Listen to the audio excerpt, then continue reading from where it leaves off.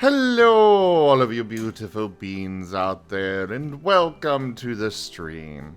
I am Razim, currently as Paint the African Wild Dog, and we are doing some Planet Zoo today. Look at this boy. Look at him. Oh, it's so cute. Hello. Hello? Hello. Hello! Hello. Wake up. I saw you in here. By yourself. Not counting Avalios. Well, I mean, why would you count me as hanging out with, Snack? Exactly. Hackies. Nom, nom. Hello. Hey, how you doing, Avalios? You doing okay? It's not been the best few months, but Oh. Yeah, Uh, tell uh, me about it. at the moment, not too bad. Okay. Anything I can do for you? Hang out, I guess. Alright, yeah, I can do that. Joke. Just, chill and peep and don't nom me because I'm not nuggies. Okay, I won't nom you then. Totally super don't nom tasty. me. Oh no. I will just dip you in sauce. Hackies. Delicious sauce. I don't know. I'm in Tower Unite looking for the snowman and stuff, just to kind of casually just waste time. Mm-hmm. I'm looking for the last snowman and I can't find him anywhere. It's stupid. I was debating doing Tower Unite. Might do a little bit later. Because I do want at least a couple of recordings today. Oh, okay. Um, Well, But- I know I still owe you some chapters. oh, yes. Yes, definitely. I've got, Oh, I plan to go through my Twitch recap today. okay. And otherwise, yes, I would welcome chapters. I enjoy Okay. hanging out and hearing the Rygon and his incredible reading. Oh, I'm glad you and guys enjoyed it. It lifts my spirits to know that.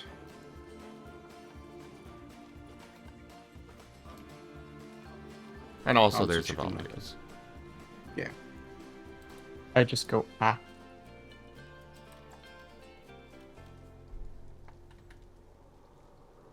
Last snowman, where could you be? Where could you be for me? Tee-hee. Likos!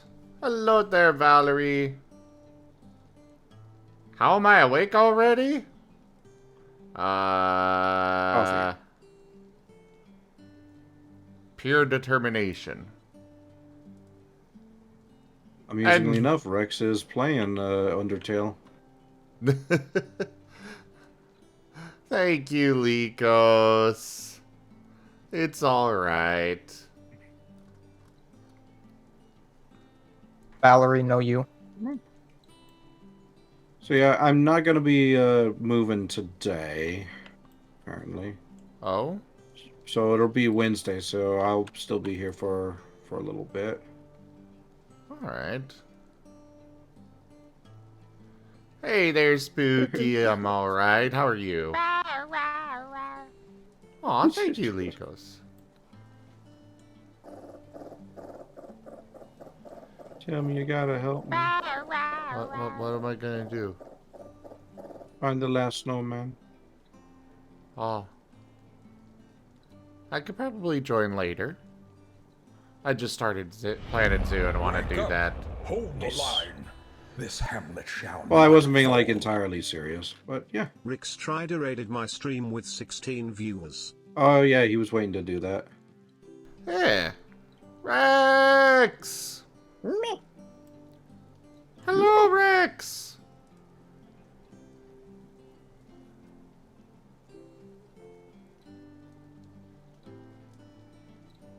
Thank you so much for that raid, Rex. How was your stream? Would you like a regular shout out or a random clip from your channel brought up? Also, hello there, Green Party. Hello there, Lightning Dragon. Hello, Twunky? Hi, dear guardian. Yeah, I figured I'll start with some Planet Zoo today, and then maybe later on I'll do some, Tower Unite.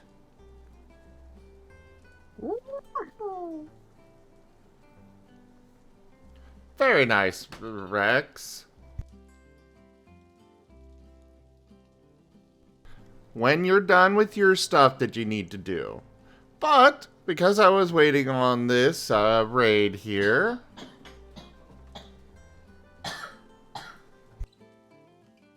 I am going to go through my Twitch recap real quick with everybody.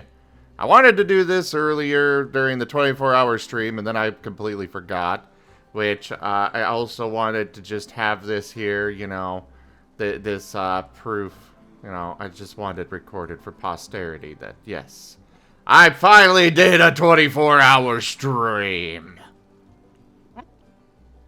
Even though I'm sure this probably isn't very visible on, you know, on stream, but, you know. What? Snowman. I'm looking for that snowman. Where could he be? Alright. Your year well played. All the streams, all the memes, all the wins, and every second we spend live together add up to something bigger. So get ready to recap, look back, and celebrate your year on Twitch in 2023. Your high scores in 2023. Hours watch, 89.6K. Total streams, 384.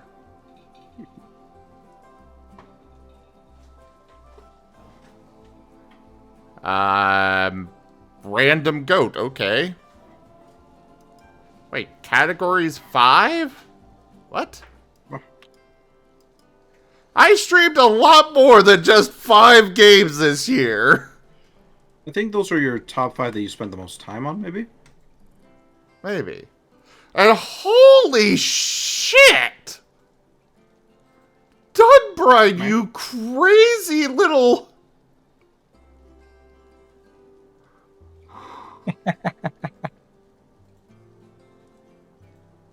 How much we talking? Apparently there were 1,016 clips made this year. Damn. Yeah. Somebody clip this for me, please. Oh, right. 1,160 clips, yes. Well, they just go all up to wazoo. Yeah. So, somebody clip this for me so we can share it with Dunbride and be like, you crazy doggo. It's a Rex. I agree. Dunbride, you did a great job. I thought I could enjoy, so just typing the whole time. Fair enough. Let's see. My top stream reached 432 viewers. Delphox, pause. Wait. Don't do too many. Don't do the other one. We can focus on this because this is really cool. That's a lot of viewers. 335.1k chats sent. My top 5 categories. Tabletop RPG. I was in the top 10%. That is a very good voice line. Yeah, I expected tabletop to be on there 100%. And Minecraft, huh? When did you play Project Zomboid? I missed all that. Oh, earlier this year. That was before he met you. Yeah. Oh, okay. Interesting. Top 10%. I was top 10% on Tabletop RPGs, Minecraft, Just Chatting, Project Zomboid, and Barotrauma this year. And what is with this weird goat? It's just there. It's on mine too. Yeah, mine was Resident Evil 4 and Fortnite, so I'm like, at least Pokemon Infinite Fusion was on there, and yeah, but that goat is on mine too, and I'm like, why? Well, now you got me. You got me kind of curious. I'm really curious about the next one too, like your best tags. The next one's your top 3 tags. It's everywhere. Yeah, it's up there too. I was scrolling up for Rayshella. Okay. Over 1,100 clips this year. That's so many fucking clips. My top 3 tags: gay, TTRPG, and chatty. That's a heck of a tag. Let's go. To be fair, I never Oh, changed my yeah. tags, so... Yeah, I don't change mine either. I was literally English, LGBTQ, and furry. My emotes were a hit. Raw Zim Excited was used 5,810 times. Raw Zim Hug 1,200 times. Raw Zim Laugh 3,300. The Heart one was 2,100, and Evil was 1,100. Yeah, they're so cute. Look at all the hugs. There were 14,774,508 Whoa. channel points spent this year. I didn't even get that one. Jesus. Nice. People throwing a whole bunch of crap at me. Joke. This year I had 1,381 new followers, 237 new subscribers. Whoa. Speaking of, hi. Yeah. 190 gifted subscriptions? Alrighty then. How are you getting that kind of info? Didn't give me that. Yeah, didn't give me that either. Well, that's just what they gave You got me. next. Mine's a Um, different order. I see mine now. I'm guessing the gifted subscriptions are gifts to Yes. unique people rather than the total number of gifted subscriptions, because I'm pretty sure I had a lot more than that. Oh yeah. Oh, it's saying like new subscribers and shit. Yeah. We had Yeah. 47 hype trains this year. Holy crap. Yeah, no. I Yeah, played all kinds Right, of 12. co-op. I sent Oh, yeah. 345 raids, not counting the Look at pseudo you. raids where I'm just like, hey, everybody, go do that. We had 807 raids received, 405 shoutouts received, and 29 stream together streams. That's a lot of love right there. Holy moly. Mm-hmm. Yeah, that's a lot. That's shooting mine out. That's good. Hey, Raharu. So I can't wait to see the loudest fans. Yes, my loudest fans in 2023. Oh, of course the squeaky toy is right up there. Then we had Spaz Yeti, Gib Gab, Hey, Gib Gab. Nano 8-Bit Shadox, Burrito the Noodle Dragon, Hey, the burrito. Dragon God of Centaurs? Yeah, support. Yeah, he was a part of our channels for a little bit, and then I think he wandered off. I I'm haven't seen him in a while. I'm thinking that they were under a different name when they were around. Yeah. No, they were Probably. under Dragon God of Centaurs. At least when I was encountering them. I definitely don't recognize that name. Wait, which one? Dragon God of Centaurs? Oh, I don't recognize that one either. Heckies. Yeah. But Okay. I think it might have been a different name. But either way, then of course we have Toshime, the channel sponsor, Merle, and Jits Husky.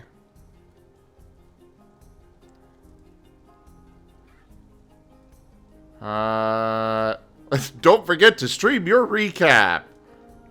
Oh, well, yeah. Glad I didn't forget that. Yep.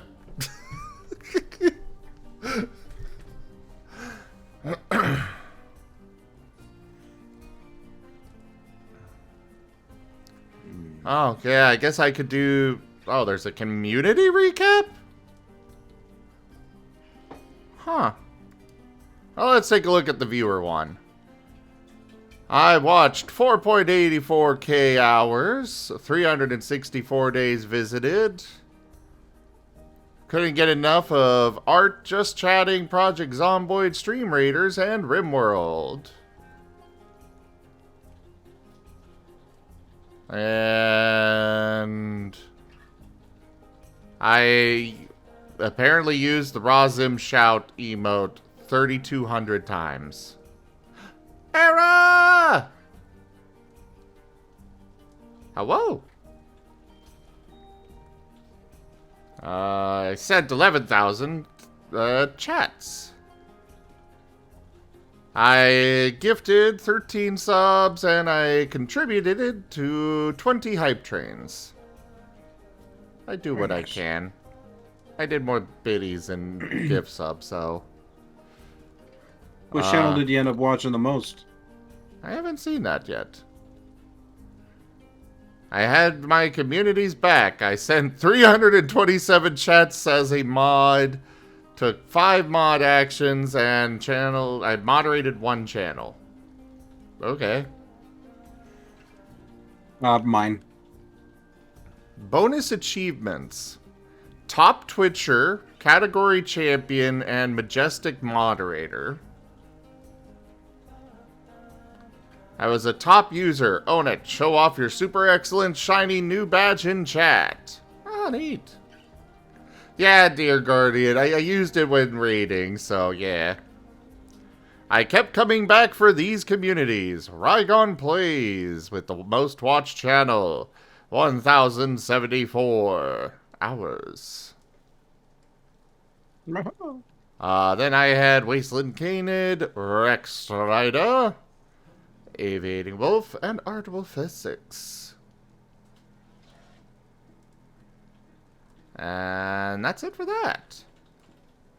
Alright, let's see this community one. Is this... Oh. Okay, this is just, Twitch as a whole. I don't care about that one.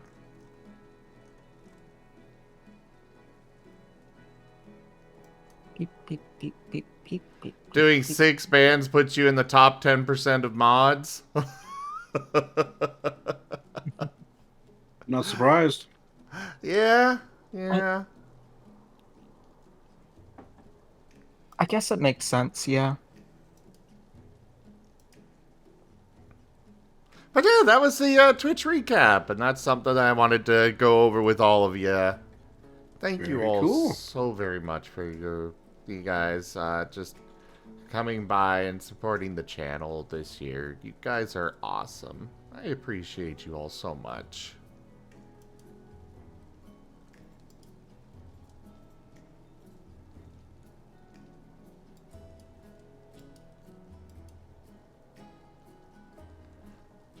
Aw, thank you, Rex.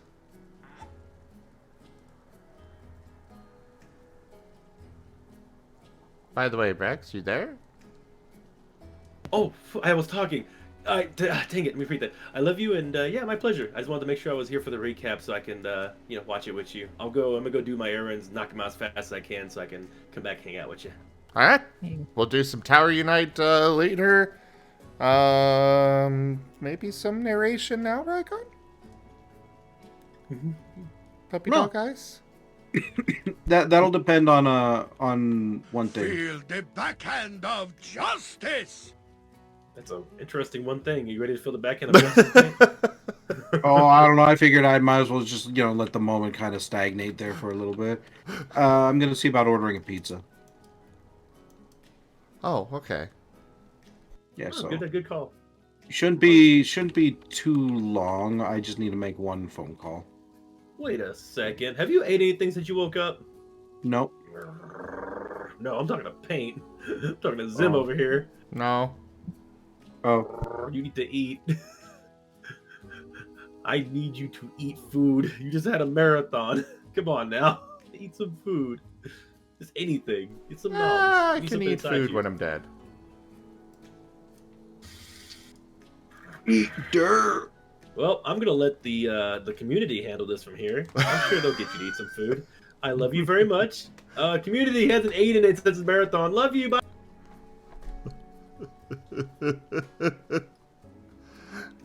Burrito, we're probably going to do narration here shortly, so I'm probably not going to move you up right now. Sorry. I did want to say I real quick. command pure chaos! Go Kinda. ahead. Jimmond_ has turned Zim into a munchlax. They can only talk like that Pokemon for 2 minutes. Sorry, I did just want to say real quick, you were my number 2 watch stream. Munchlax. Munchlax. Munch. Volley Nucky Munch. Lax.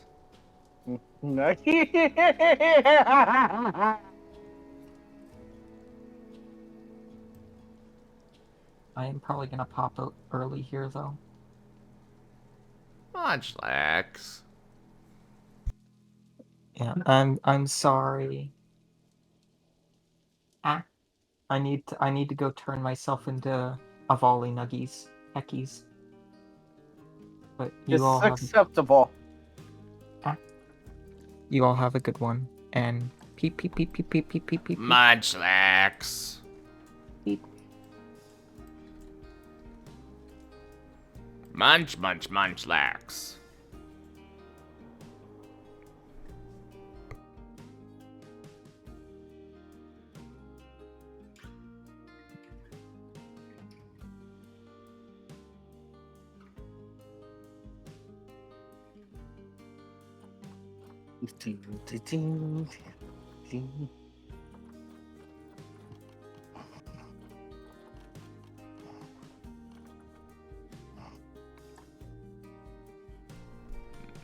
Munchlax.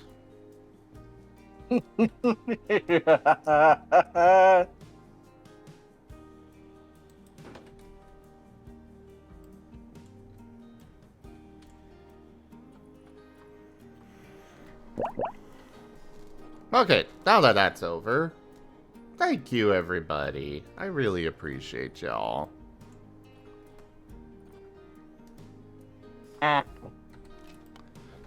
Though you all should definitely go check out Rygon over at the channel Rygon Plays. That's twitch.tv/Rygon Plays. RYGONEPLAYS.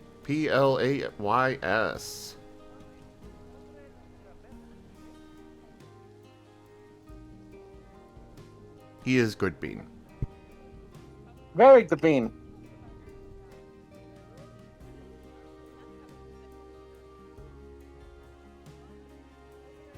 I am not Zolet. This is lies and slanders.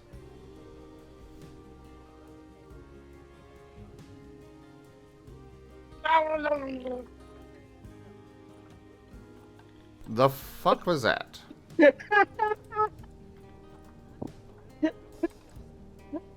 Stretching to get something.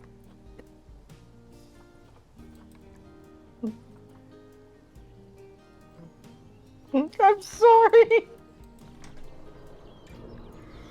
Okay.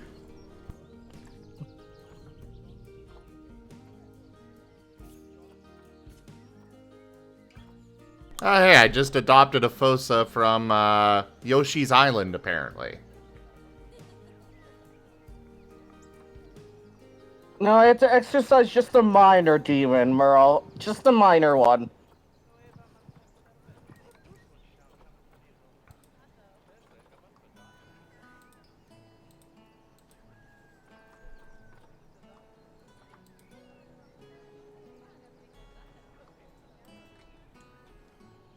Alright, send them all to quarantine, make sure they're good to go.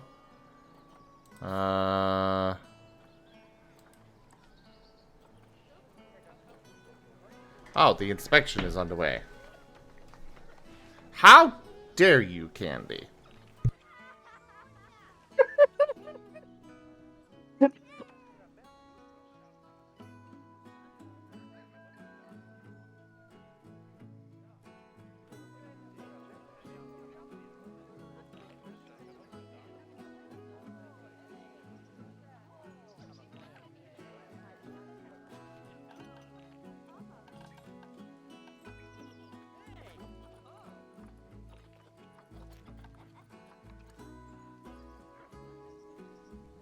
Okay, we are gonna put you here, and why is that not actually connecting?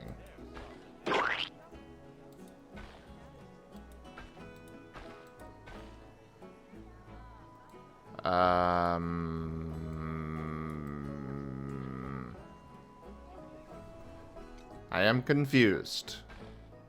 Same.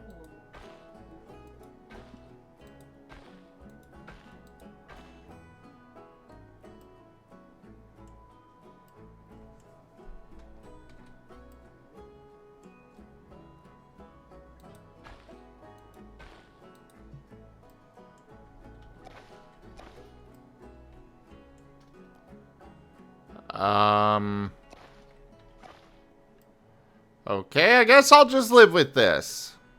Yay! That's not a good thing. No. Okay. The Pizza's been cute ordered. I'll have to icon. leave it about 20 minutes. Okay. Go get it. Oh. You half expected me to still be asleep? Nah. You see, I am Marten. I only require about, about 10 minutes of sleep a week. I'm fine. Yeah. No. Definitely 100% fine.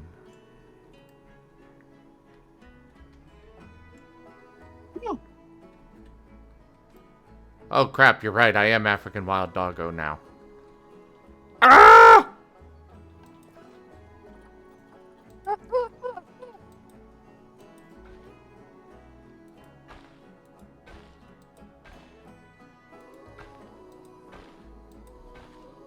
All right. So, since I got to get up in about 20 minutes to go get my pizza, do we want to try and nail out a chapter in that time, or do we want to wait until we're all good and settled?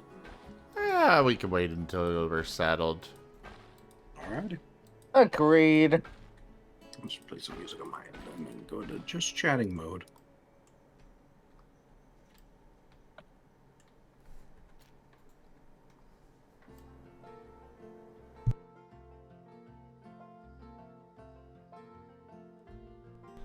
A pizza would be nice.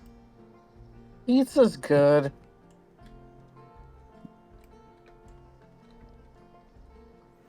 But I'll be okay. Really, I'll be okay. Your social battery is dead after this weekend? That's fair. Thank you for coming by, Era. And again, thank you for the session on Saturday. I really appreciated it and had a lot of fun with it.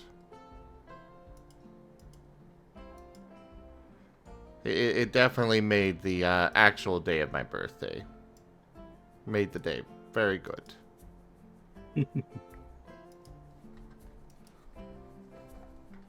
Alright, while Stream Raiders is running, I gotta go do a little bit of work here.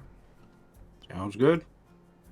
I'm probably going to be doing this today, guys, where, you know, every time Stream Raiders comes up, I'm going to work on the videos a little bit. Just because I got to get that stuff done, and a little bit at a time, you know? One step at a time.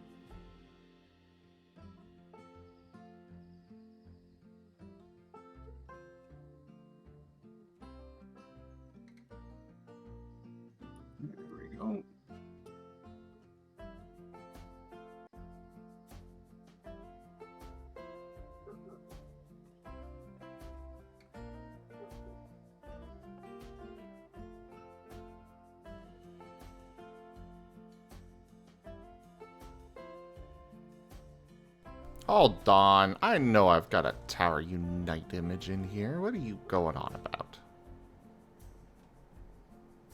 Don't I? As far as I can remember, yes. Oh, it's just abbreviated to TU. Okay, that's why I couldn't find it.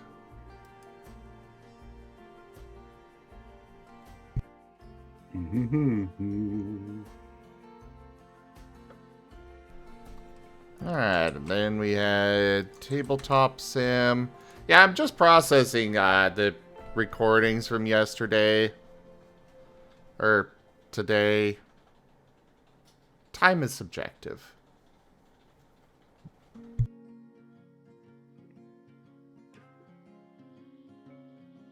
So are bagels.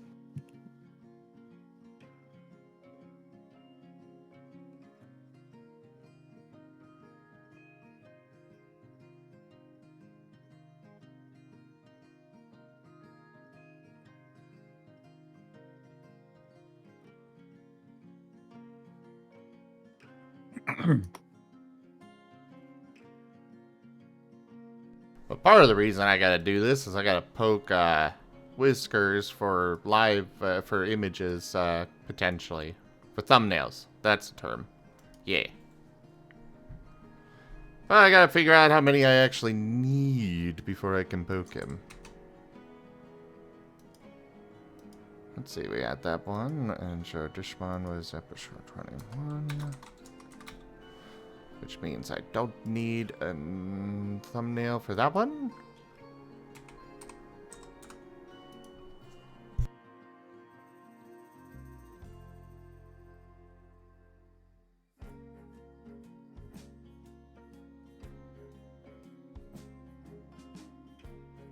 Ah, yes, the attempt at doing Starbound, which was completely failed. Because I started it up and my brain was like, nope, you could not process this at all. Not even remotely.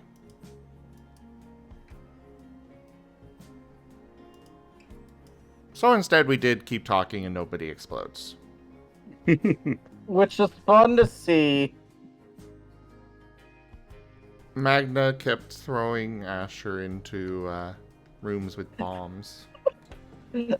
I'm blaming Amos.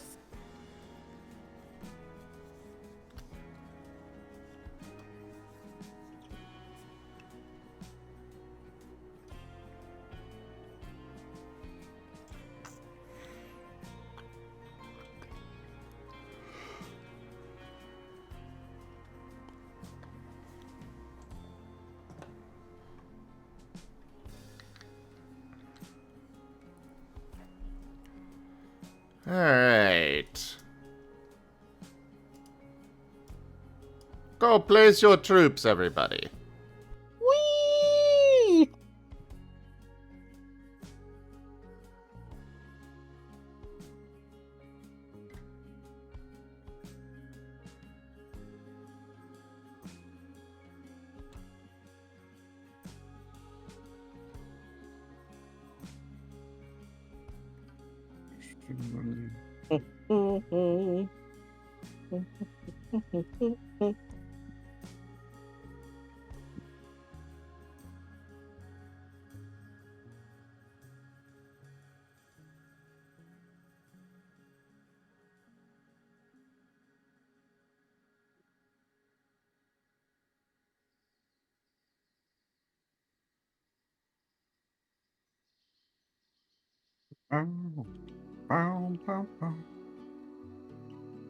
Okay. While I'm waiting, I'm just doing a little bit of paperwork that I've been needing to get done. No worries.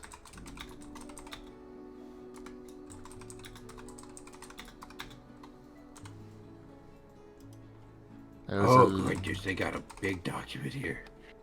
Uh-oh.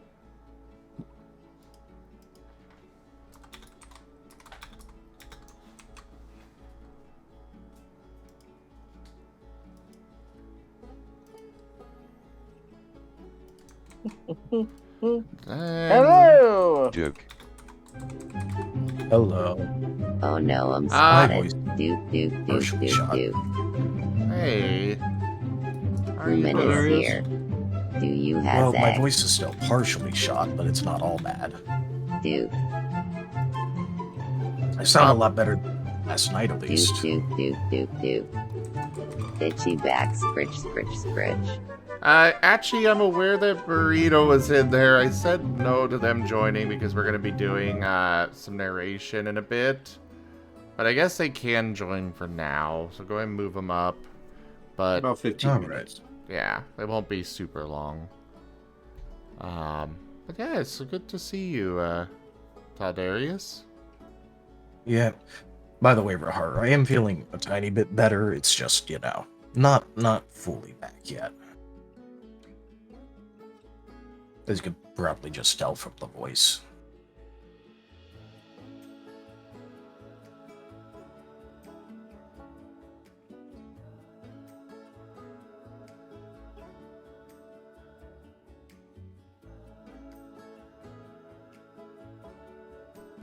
So, as far as the animation goes, Whiskers wasn't really up for doing much in the way of animations yesterday. That's fine. But they did get that, Paint's deletion art done. It looks incredible. And they got some emotes.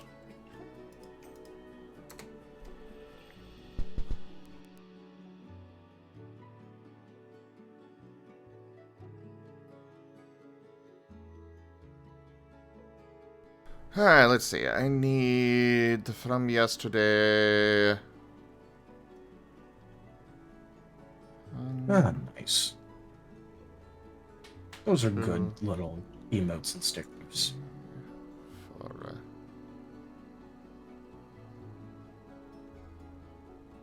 Okay, just for, I just need for,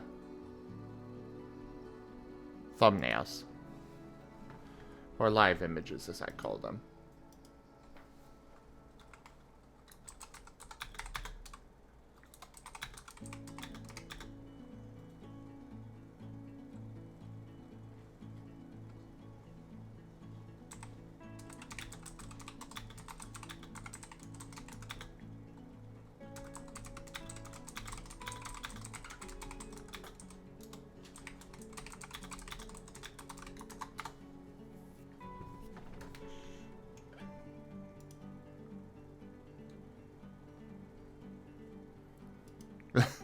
I know you were, Candy, but, sometimes things happen.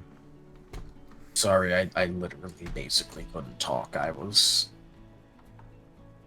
upset. I wanted to do a big, nice little holiday send-off for both of the games this weekend, and then my voice decides to die.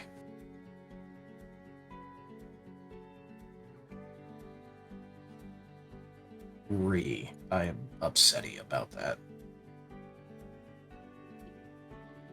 Sorry to hear about your voice. I hope everything's okay. Yeah, it's okay. It just sucks because I'm just upset about it.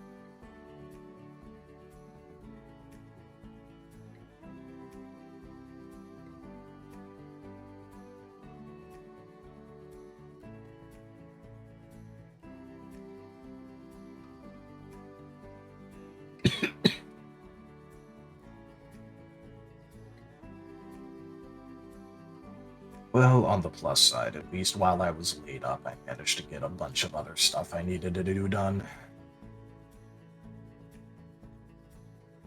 It's like the smallest, thinnest silver lining to that shit.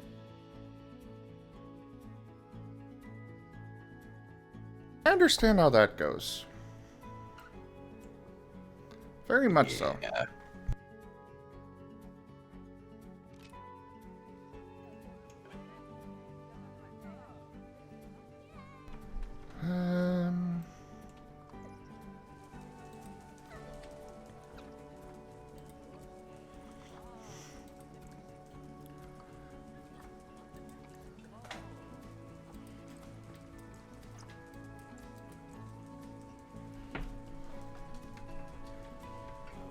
Pet the Taldarius. Oh, I'm being lucky.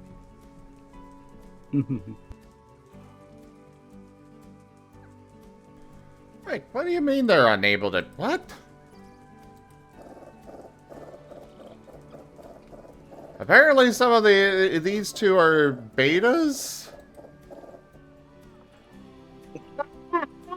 Okay, no, she's an alpha.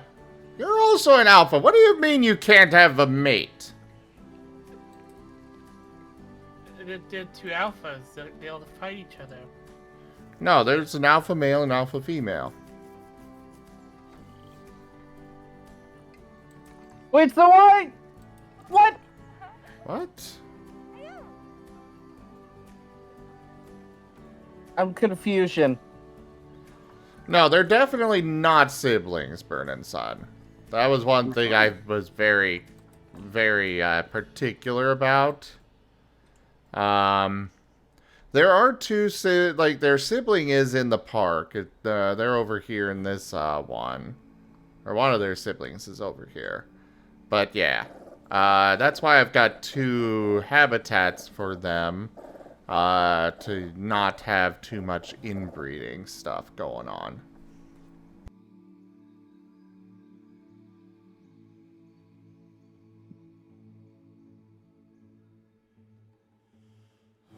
Because let's face it, these animals are going to breed. That's kind of what they do. The best I can do is just try and at least somewhat limit how much they do it with each other, with their family, you know?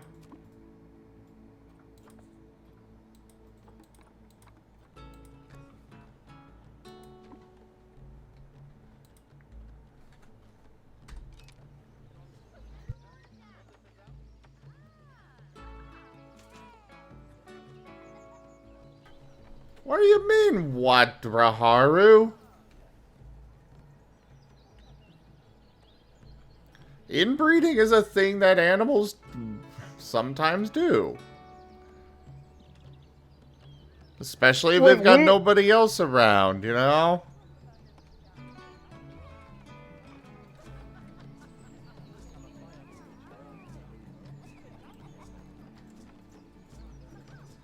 They gotta carry on the species even if they,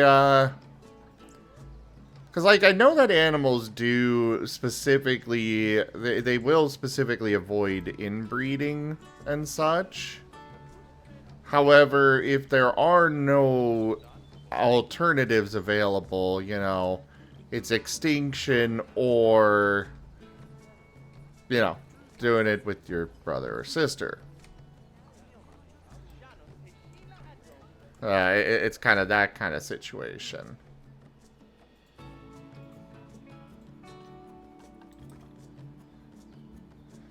And so it's part of my job to try and limit that.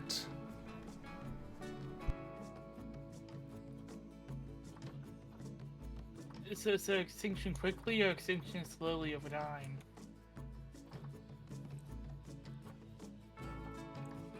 Well, it's better to not have extinction by inbreeding and hoping to find a better mate later than it is to just end because you don't want to continue at all.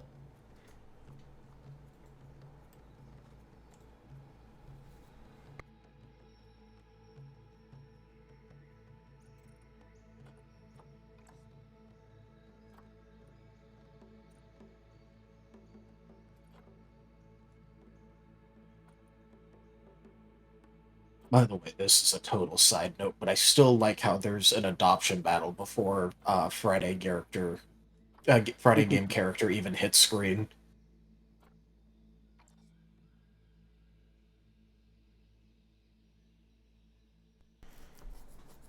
Yeah. Doesn't surprise me, though.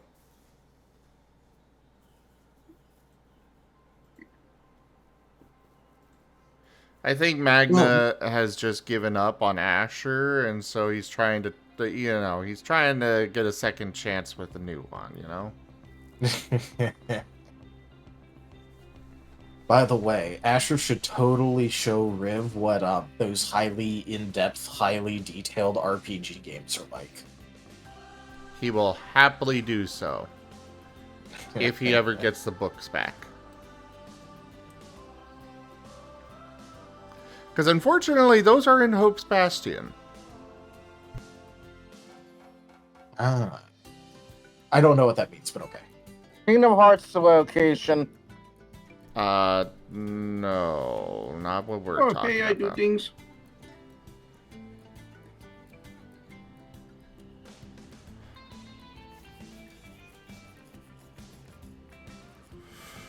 And I don't know if you want me to tell you, so I will hold off there now. But suffice to say... I don't mind. Oh. I have a strict, like, no matter what anyone tells me out of game, I have a strict anti-metagame thing, so... Yeah. Whatever you tell me, I'm not going to use. Hi, Varian! Besides, the character legitimately has a 2 in lore, so would probably at least know what Hope's Bastion is, kind of, maybe? At least, like, as a part of, like, what it is, not, like, how it works or what goes on in it. So, Hope's Bastion is the place that we started in. It was home for most of us. We recently got kicked out because of Magna. But yeah, it was a very unexpected thing, so we weren't exactly able to, you know, pack up things like the books or such. It was a, wait, what's going on? Oh god, we gotta run.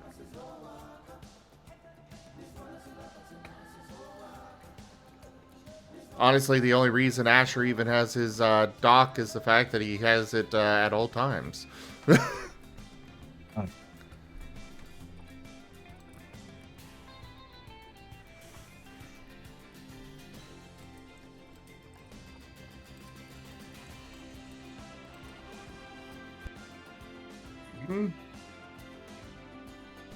Yes, Raharu.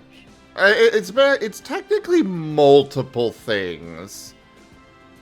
There are multiple reasons we are calling Magna a traitor. That is just one of them.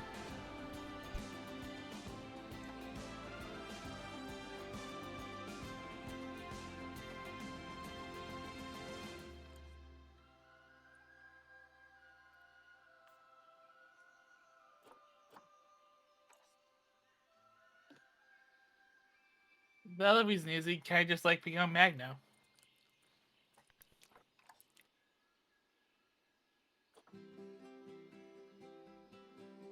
No, definitely not. Ray came with.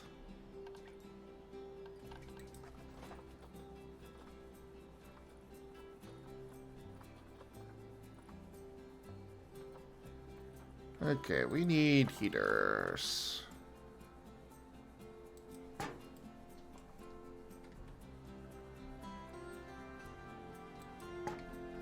These animals do not like the cold and snow. So let us melt away the snow. Yes. By very efficiently throwing down heaters that will definitely be able to help with keeping the area warm. Yes. Oh, yes. Oh! One of the doggos is sniffing at the heater. Also, that is a weird little texture thing going on there. I can see the wireframes on the model. Kinda neat. Never noticed that before. Wait, why are you on your side now? Did I hit a button or something? I don't know. Oh no, this poor doggo's cold. Okay, we're putting a heater in the heater in the den. So are these electric heaters or are they heat pumps? I have no idea what you're on about. I'm pretty sure they're electric, though. Either way, their purpose is to heat the surrounding area. Which is, of course, open air. A heat pump is just a reversible AC system. Okay. I will pretend to understand what you're referring to. You need climbable stuff. For Fossa.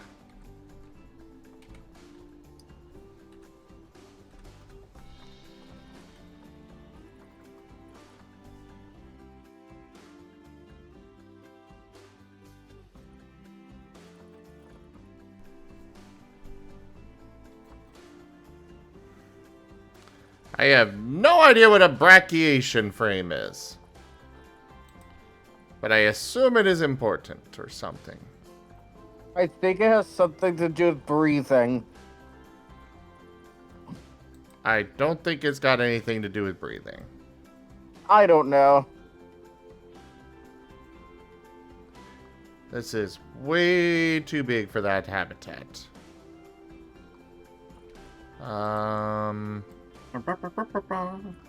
If I remember right, The I think cute this was icon. branches.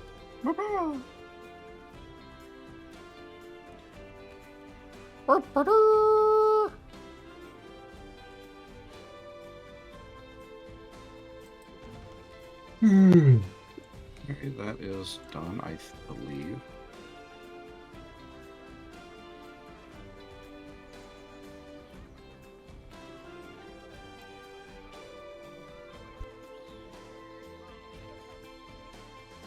It's one set of paperwork done, and my pizza's ready, so I'm gonna go quickly grab it.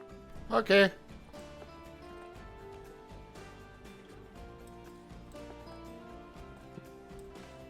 I've still got 2 more documents to go through. One of them's gonna be fun. It's a W4.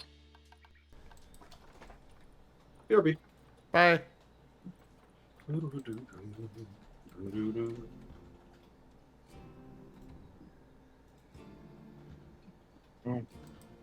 Alright, some more climbing things.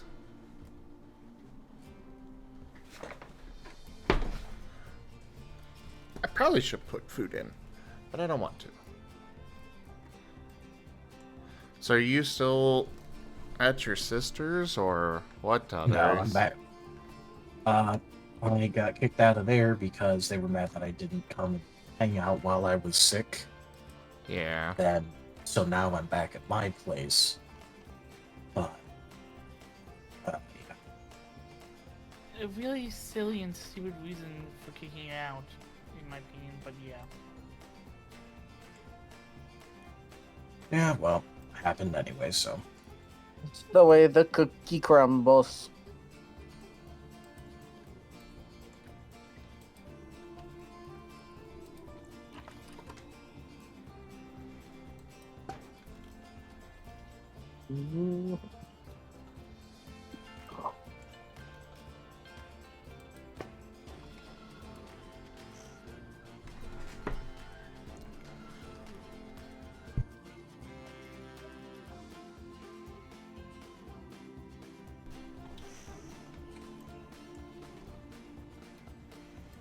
Yeah, Raharu, it is. But nothing that can be done about it now.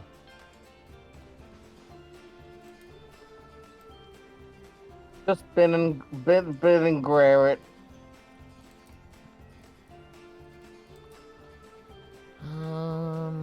Don't worry, Raharu, that's the better half. Okay, so that is apparently enough hard shelter for them. Cool. They're not happy with the terrain.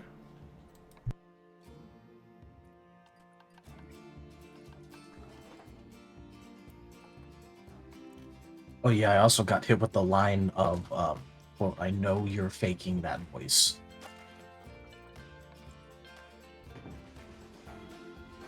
You don't Heard your sound like vocal it's. tone. That doesn't sound like Oh you're no, faking my voice is better than it was yesterday.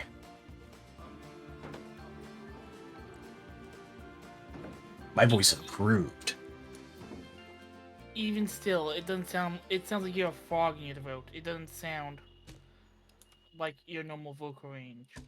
Well, yeah, but burr.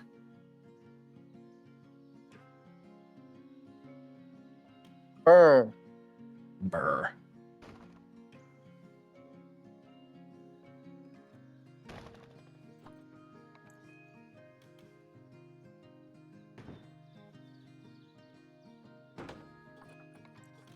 It's okay. I offer this lovely chew toy in these trying times. Eh.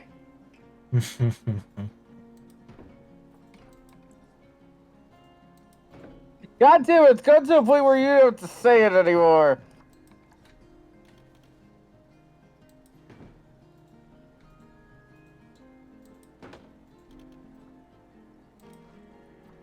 Wait. I did not know we had a Waluigi in chat.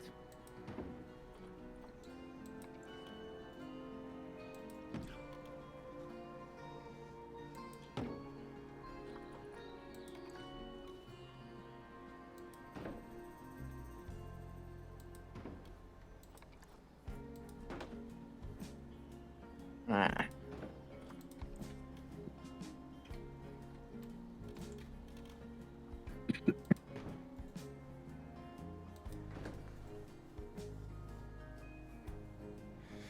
Yeah, Raharu. No.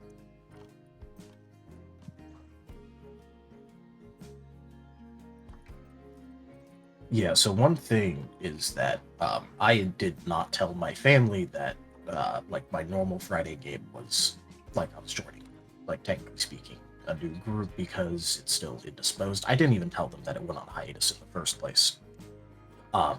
So by their perspective, my parents were going to turn off the Wi-Fi and change the Wi-Fi password to everything and kick me off of the Wi-Fi on Friday of my game that's been going on for like 7 years. For what purpose? Because I wore sweatpants.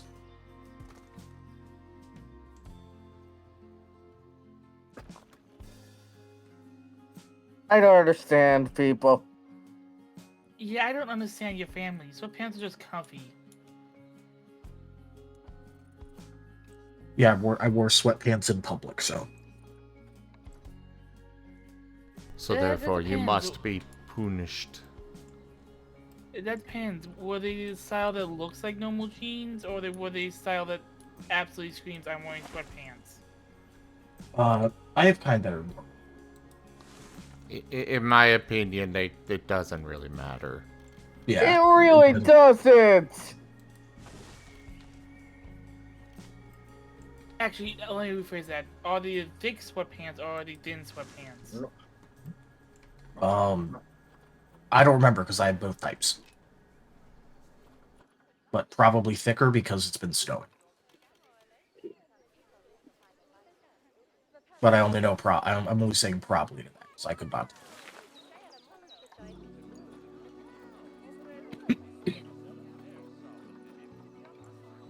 Also, it's snowing. It's not uncommon to see people in sweatpants. Here in California, where it doesn't necessarily snow. No, I wear sweatpants during the freaking winter because it's comfy. I live in fucking Ohio. Yes, I'm definitely going to be wearing sweatpants in winter. I don't have to, but I'm going to.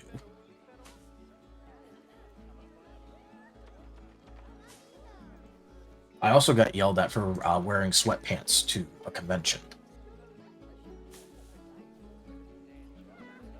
Were you pantsing at the convention? Nope. But he also got the question was were your parents at the convention? But no. Yeah, no, they weren't, and they also refused to let him crash in somebody's room at the convention and refused to let him just drive or anything. They demanded that he get a hotel room somewhere else to stay.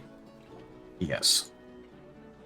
And when I attempted to go back to crash at a buddy's room anyways, they used the tracking to call me on a repeat.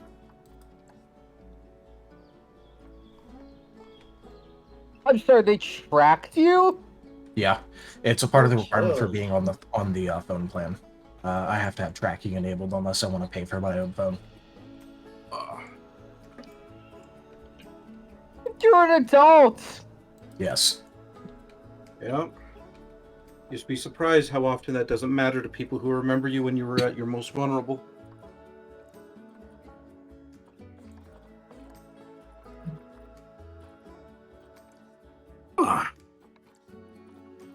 Well, Rachella is asking you, Taldarius, if you are doing okay because they heard that you got sick from me. Yeah. So I'm From the doing a internet bit cooties. better. Yeah, I'm doing a bit better today. My voice is still kind of shot, not fully back. It's fine though. At least I feel a bit better. I'm back at my actual place now. I'm honestly glad.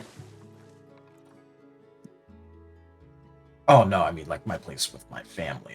I drove Oh. over to my sister so that way I could still have internet and do things on Friday. Mm-hmm. My sister lives over an hour away. I drove over an hour just so that way I could have some internet access, so I could still like use my laptop to play in the games.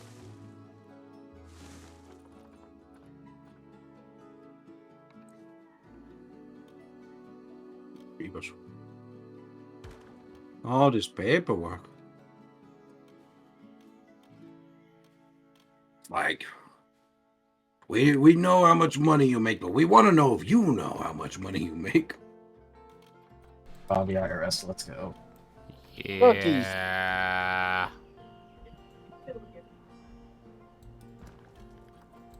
And you know why they make you do that?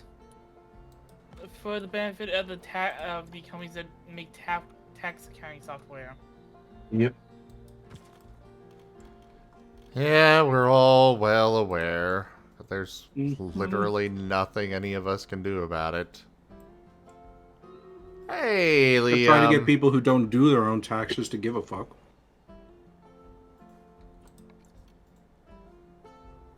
They don't give a fuck. That's the issue. Yep.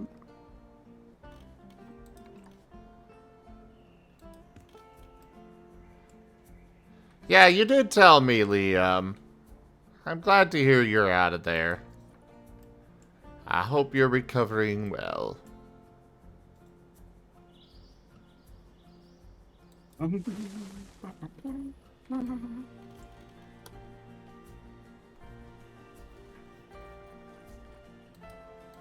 Do.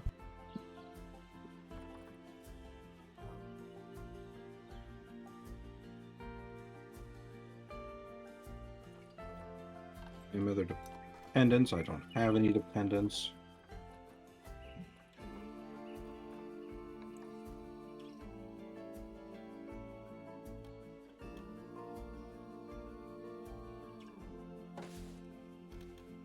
Okay. I should be ready as soon as I finish eating this couple of pieces, and then we can get started. Got me a monster pizza. I worries. was super hungry. Let's go.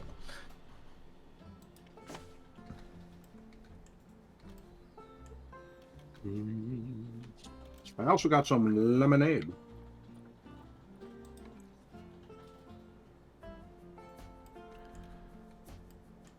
God damn it. Help with maybe your I lemon do need to issue? go get food.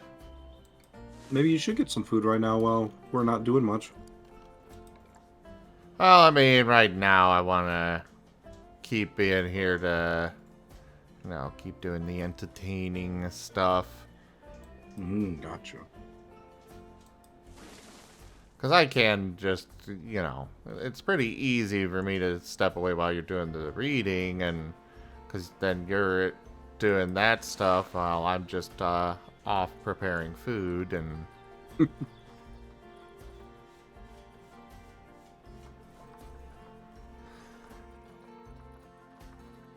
You know. Mm-hmm.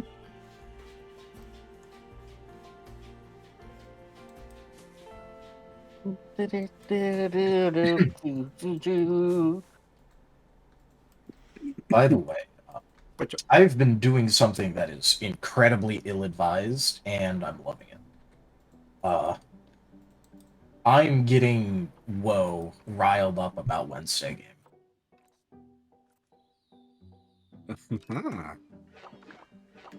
Hee hee hoo hoo.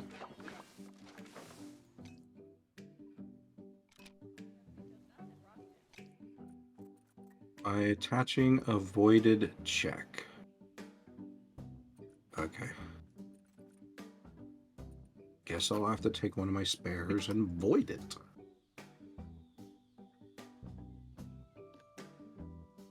I know you seem pretty excited to get in on the whole thing, Taldarius. I'm always excited about every game. So, I'm definitely excited about more permanent presence on both of the Friday games, and then I've been excited about Wednesday game. Mm-hmm. And obviously, like, I've been studying two games that I actually run, but I just am absolutely fucking... I'm just so mad, because I had good plans and everything, and then my throat decides to stop. Like, if I just felt like shit, I just could have dealt with that, but if I can't talk, I can't fucking run. Look to replace you with a text-to-speech robot.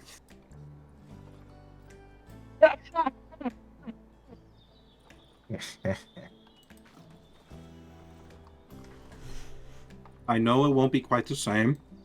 I mean, after all, it'll bring a lot of emotion to it, but I'm sure we'll make do. Yeah, look, just replace me with, like, a Microsoft SAM TTS generator. Please, no, I actually heard that stupid voice the other day, and it was still as bad as I remember it. Yeah, it's beautiful. No. That'd be Rostein. You place him with a chat bot. We are not replacing anybody with that. No. Taldarius does a great job. Yes, he does. I don't know, I feel like you can replace me with Microsoft SAM. Nope. Replace it with Bonzi Buddy. Oh yeah, Bonzi Buddy, let's go. To be fair, excuse me. To be fair, if we ever replaced anybody with the Microsoft voice or whatever, that would be somebody who's literally just doing it word for word from the book. No, then you just might as well upload the book and have it get read out.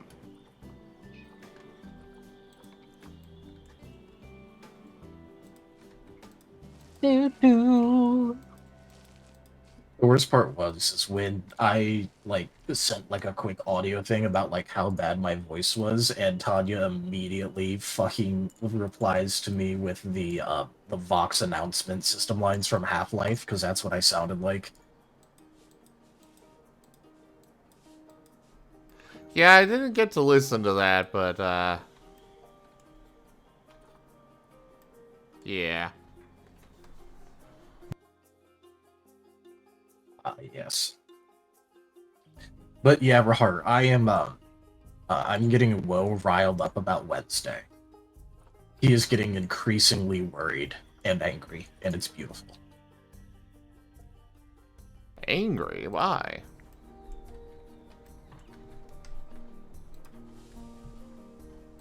For reasons. I did say I was getting him riled up. Oh, no. Well, if game actually happens this Wednesday, it'll be, no influences.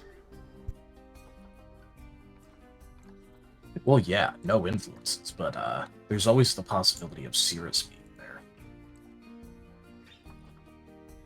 Oh, yeah, he did introduce himself. And then Zim died again.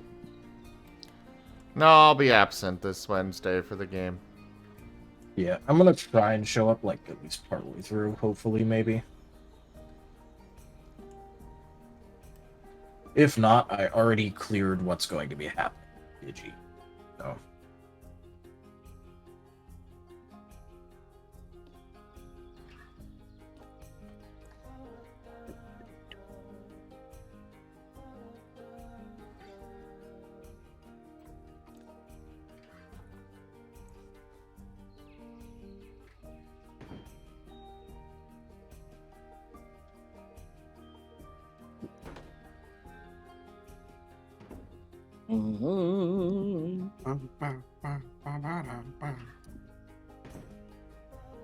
I had a little bit of a mini heart attack.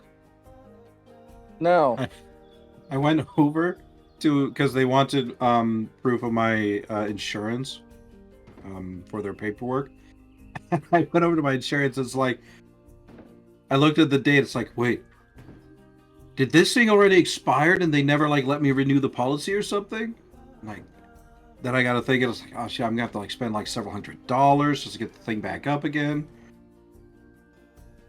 But no, I just thought it was already the 24th and not still the 23rd year. Oopsies. Likely I didn't go opening a new policy or something. Yeah. By the way, Zip, do you, I know I mentioned this, but is it just good if I get a payment for Riv before New Year? Yeah, you can do that Christmas later. and New Year. Yeah. That's fine. Honestly, it's probably not going to be done until January, because I'm kind of giving Mirai a break. Yeah, that's fair. I would just, like, you know.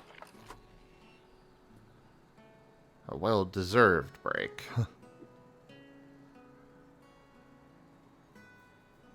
I just like clearing logistics with people. Yeah, I know.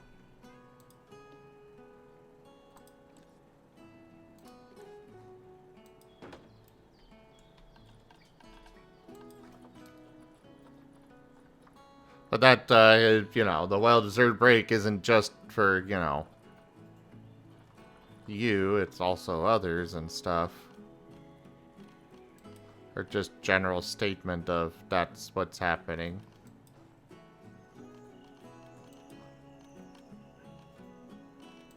Well, yeah.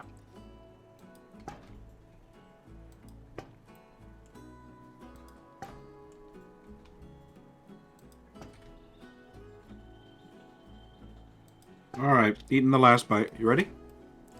I am ready. Okay.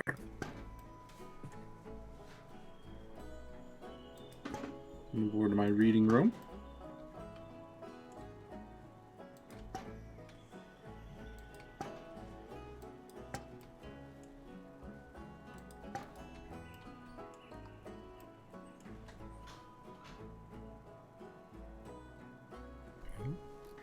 Grabbing my Kindle. Yes, Raharu, you can click that videos button on there. On Twitch.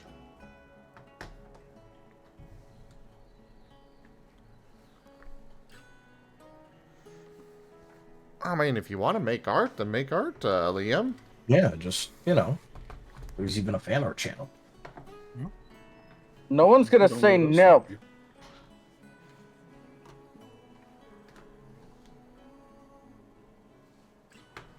Waiting for Kindle to boot up. Let's go get a relaxing airplay sound. All right, you guys enjoy your story. Will do. Dragon cute. Dragon cute. Oh, and let me turn reactives back on. Also Zim cute. There we go.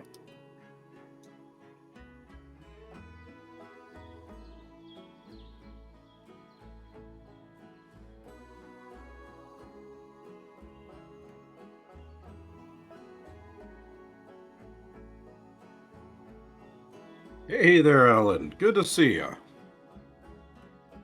Alright, we're going to go ahead and we're going to be doing the narration, everyone. We are going to be continuing with the Dresden Files, specifically Chapter 17 out of God knows how many, of Book 2, Fool's Moon, written by Jim Butcher.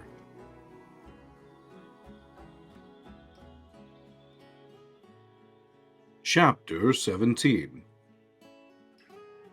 Ever wish you had an almanac? I did, that night. I had no idea what time the moon was supposed to rise, and I hadn't exactly had time to run to the library or a bookstore. I knew that it was supposed to happen an hour or so after sundown, but the way the clouds rolled in had made it uncertain exactly when sundown had happened. Did I have 20 minutes? 10? Hour? Was I already too late? As I climbed the stairs, I thought about being alone in the building with Macfin after he had changed. For all my vaunted wizard's knowledge, I had no real idea of his capabilities, although after seeing Kim's body, I had something of an idea of what he could do. Bob had said that Loup-Garou were fast, strong, virtually immune to magic. What could I do against something like that? I just had to pray that I would be able to get the circle up around Macfin before I had to find out. I checked the buckets to make sure I saw the chalk and the stones I would need to construct the greater circle around Macfin. You didn't necessarily have to make them out of silver and gold and whatnot. Mostly, you just had to understand how the construct channeled the forces that were being employed. If you knew that, you could figure out how to make it out of less pure materials. The very best wizards don't need much more than chalk, table salt, and a wooden spoon to pull off some remarkable stuff. My thoughts were rambling now, panic making them scamper around like a frightened chipmunk. That was bad. I needed focus, direction, concentration. I drove my legs a little harder, went up the stairs as fast as I dared until I came out on the 5th floor. The door to Special Investigations was 10 feet away. Holding cells were down the hall and around the corner. I started that way at once. What do you mean you can't find him? Murphy's voice demanded as I walked past the office door. Just that. The man on his apartment said they kept a real good eye on the place. That he got in and out again without them seeing anything. Carmichael's voice was tired, frustrated. Murphy snorted. Christ, Carmichael. Is Dresden going to have to walk right into the office before you can find him? I hurried on past the door and down the hall. Tempting as it was to listen to a conversation about myself without the participants knowing, I just didn't have the time. I wheeled my wobbling, squeaking bucket down the hall, half jogging in my hurry. Holding was set up, surprisingly, behind bars. There was a swinging barred door that the station guard had to buzz to open, if you didn't have the key. Beyond that was a sort of antechamber, a couple of wooden chairs, and not much else besides a counter with a window made of bulletproof glass. The jailer sat behind the glass at his desk, his expression baggy-eyed and bored. Past the jailer's window was another door, made of steel with a tiny little window which led into a row of cells.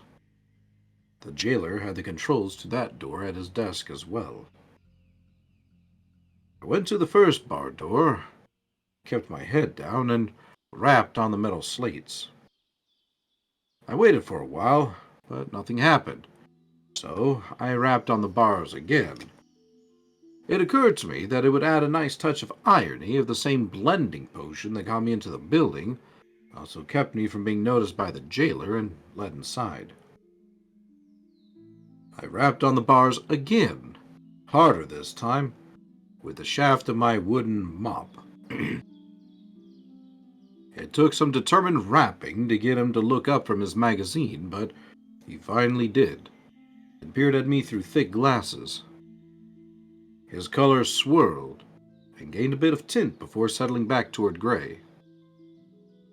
He frowned at me, glanced back at a calendar on the wall, and then pushed the button. The bar door buzzed, and I shoved it open with my bucket, wheeling inside with my head down.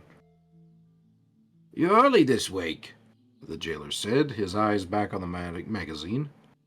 Out of town on Friday, trying to get done sooner," replied. I kept my voice in a monotone, as gray and boring as I could manage. To my surprise, it came out as I intended it. I'm usually not much of a liar or an actor, so the potion must have been helping me on some subtle and devious level. One thing I'll say for Bob, he's annoying as hell, but he knows his stuff. "Whatever, sign here," the jailer said in a bored tone, and shoved a clipboard and a pen at me through a slot at the base of the plexiglass window. He turned a page in his magazine, showing me a picture of an athletic-looking young woman doing something anatomically improbable with an equally improbable young man. He hesitated. How in the hell was I supposed to sign in and out? I mean, Bob's potion may have been good, but it wasn't going to change the signature after I put it on the paper. I glanced at the inner door and then at the clock on the wall. To hell with it. I didn't have time to hang around. I went over to the counter and scribbled something unreadable on the admission sheet. "Have any trouble tonight?" I asked. The jailer snorted, turning his magazine to the right by 90 degrees. "Just that rich guy they brought in earlier. He was yelling for a while, but he's shut up now. Probably coming down off of whatever he was on."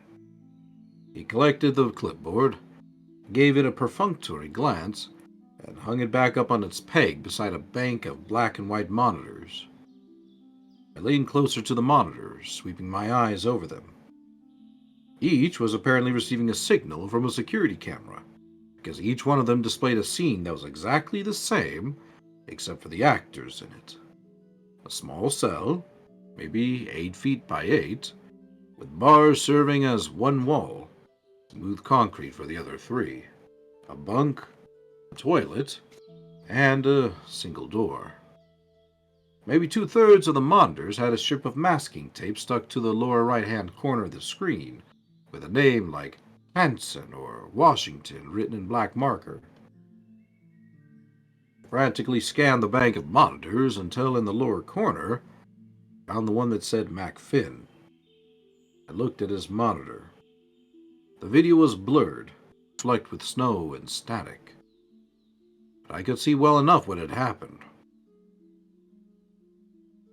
The cell was empty. Concrete dust drifted in the air. The wall of bars was missing, apparently torn from the concrete and allowed to fall away. I could see the scraps of Mac Finn's denim shorts lying on the floor of the cell. Hell's bells, I swore softly. There was a flicker of motion on another monitor, the one next to Mac Finn's. The tape at the bottom of the screen read Matson, and a starved-looking, unshaven man in a sleeveless white undershirt and blue jeans could be seen curled up on the bunk, his back pressed to the rear corner of the cell. His mouth was open and his chest straining as though he was screaming. I could hear nothing through the thick security door and the concrete walls. There was a flicker of motion, a huge and furry shape on the camera, out of focus, and Matson threw up his skinny arms to protect himself as something huge and quick shoved its way between the bars, like a big dog going through a rotten picket fence, and engulfed him. There was a burst of static, and violent motion, and then a splattering of black on the gray walls and floors of the cell, as though someone had shaken up a cola and sprayed the walls with it. Then The huge form was gone, and left behind was a ragged, quivering doll of torn flesh and blood-soaked clothing. Marten stared up at the security camera, his dying eyes pleading with mine. And then he jerked once, and was gone. The entire thing had taken perhaps 3 or 4 seconds. My eyes swept over the other security monitors as a sick sort of fascination settled over me. Prisoners were straining to the front of their cells, shouting things out, trying to get enough of a look to see what was going on. I realized that they couldn't see what was happening. They could only hear. They wouldn't be able to look out and see the transformed MacFinn until he was at the bars of their cell. Fear, sick and horrible and debilitating, swam over me and tangled up my tongue. The creature had gone through the bars of the cell as though they'd been made of cheap plastic, and it had killed without mercy.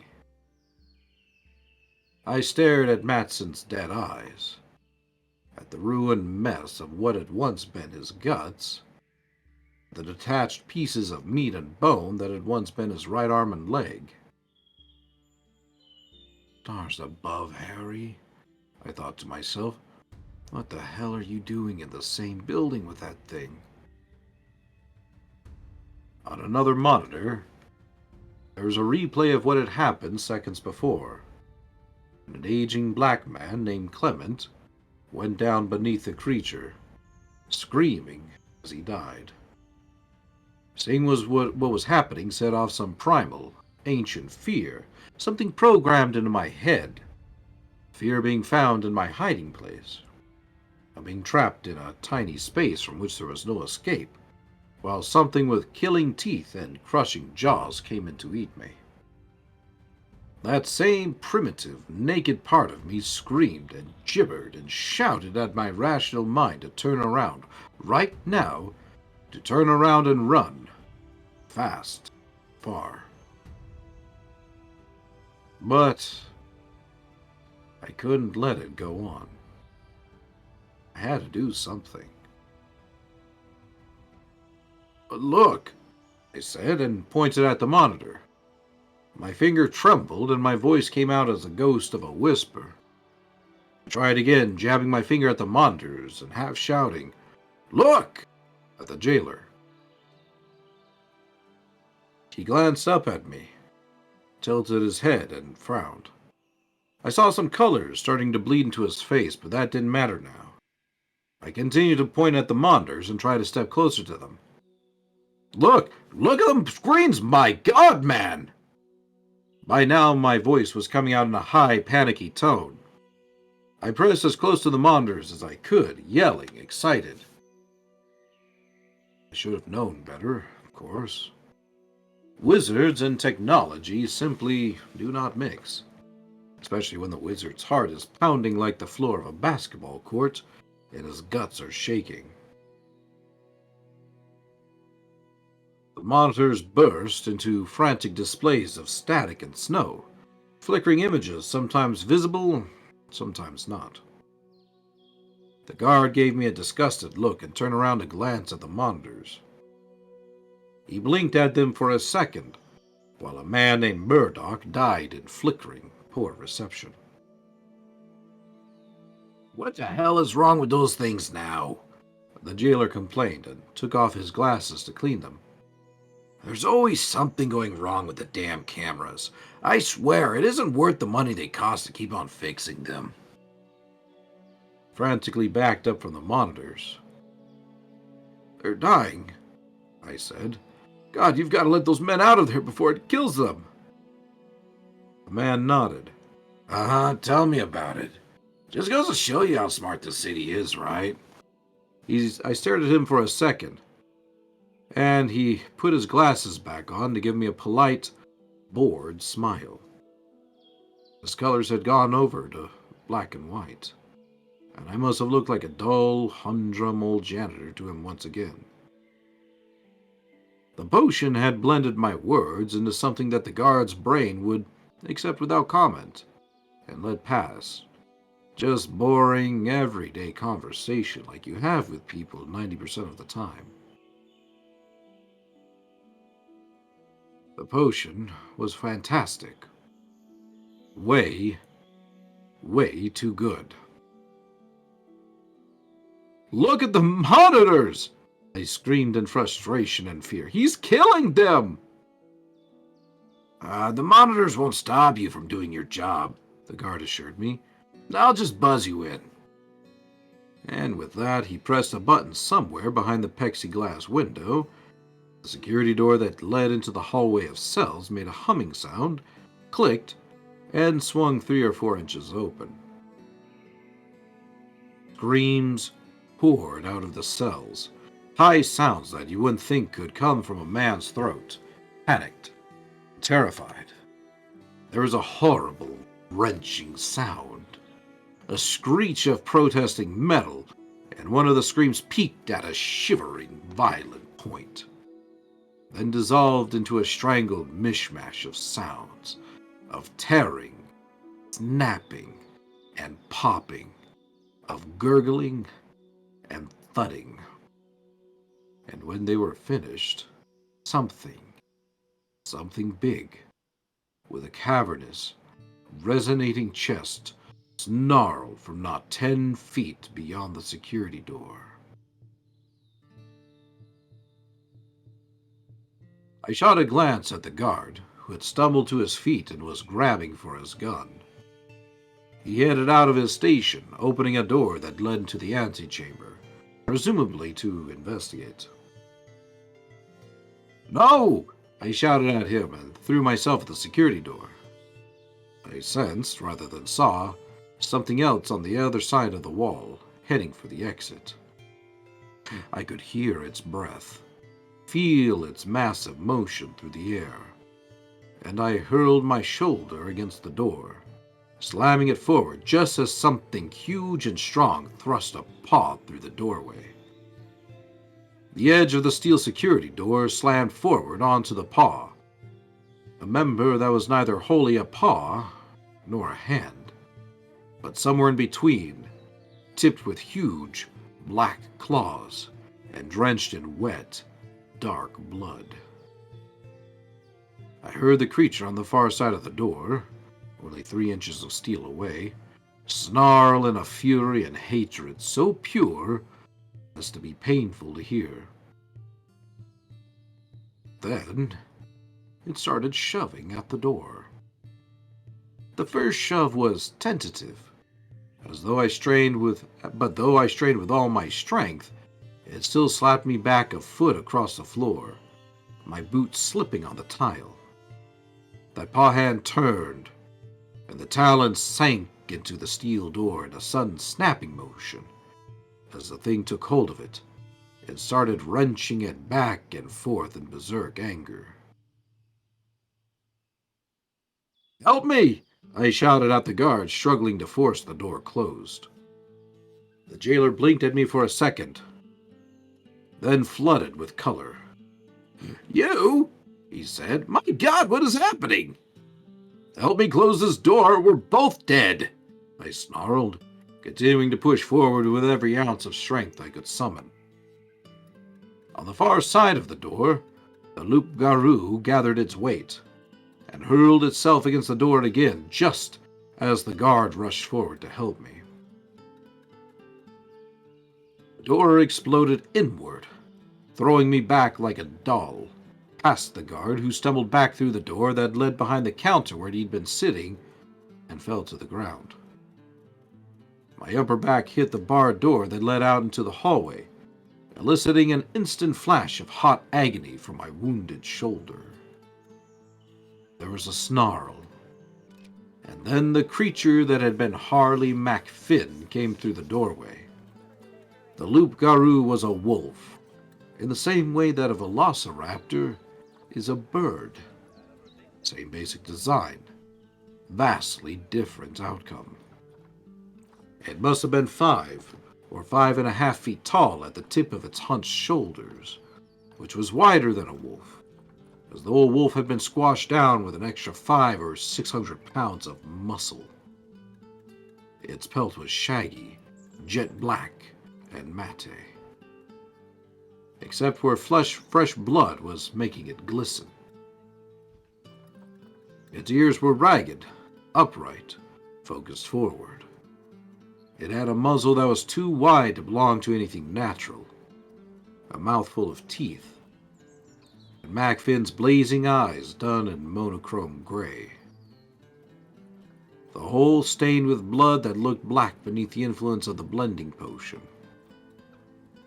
Its limbs were disproportionate, as though I couldn't say whether they looked too long or too short. Just wrong. Everything about it was wrong. Screamed with malice and hate and anger, and it carried a cloak of supernatural power with it that made my teeth hurt, hair stand on end. The loup-garou came through the door, swept its monochrome gaze past me, then turned to its left with unholy grace, and flung itself at the jailer. The man got lucky. He looked up and saw the creature as he was regaining his feet. Then, convulsed in a spastic reaction to the sight of the fanged horror. The reaction threw him a few inches out of the loup-garou's path. He scrambled back behind the counter and out of my sight. The loup-garou turned to pursue the jailer behind the counter, slowed because it had to shoulder its way between the counter and the wall, making the counter buckle outward into the room. The jailer got to his feet, gun in hand, took a credible shooting stance, and emptied the pistol's clip into the loup-garou's skull in the space of maybe 3 seconds, filling the little antechamber with a sound of thunder and drowning out the cries of the prisoners in their cells in the hall beyond. The monster kept coming. The bullets bothered it no more than a fly ramming the forehead of a professional wrestler. It rose up as the guards screamed, "No! No, no, no, no, no, no!" And then it fell upon him, claws and fangs slashing. The jailer tried to turn, to run where there was no place left to go. And the thing turned its head and sank its jaw into the small of the man's back, releasing a spray of blood. The jailer screamed and grabbed frantically at the console, but the loup-garou shook its head violently from left to right, tore him from the console, and hurled him to the floor behind the counter.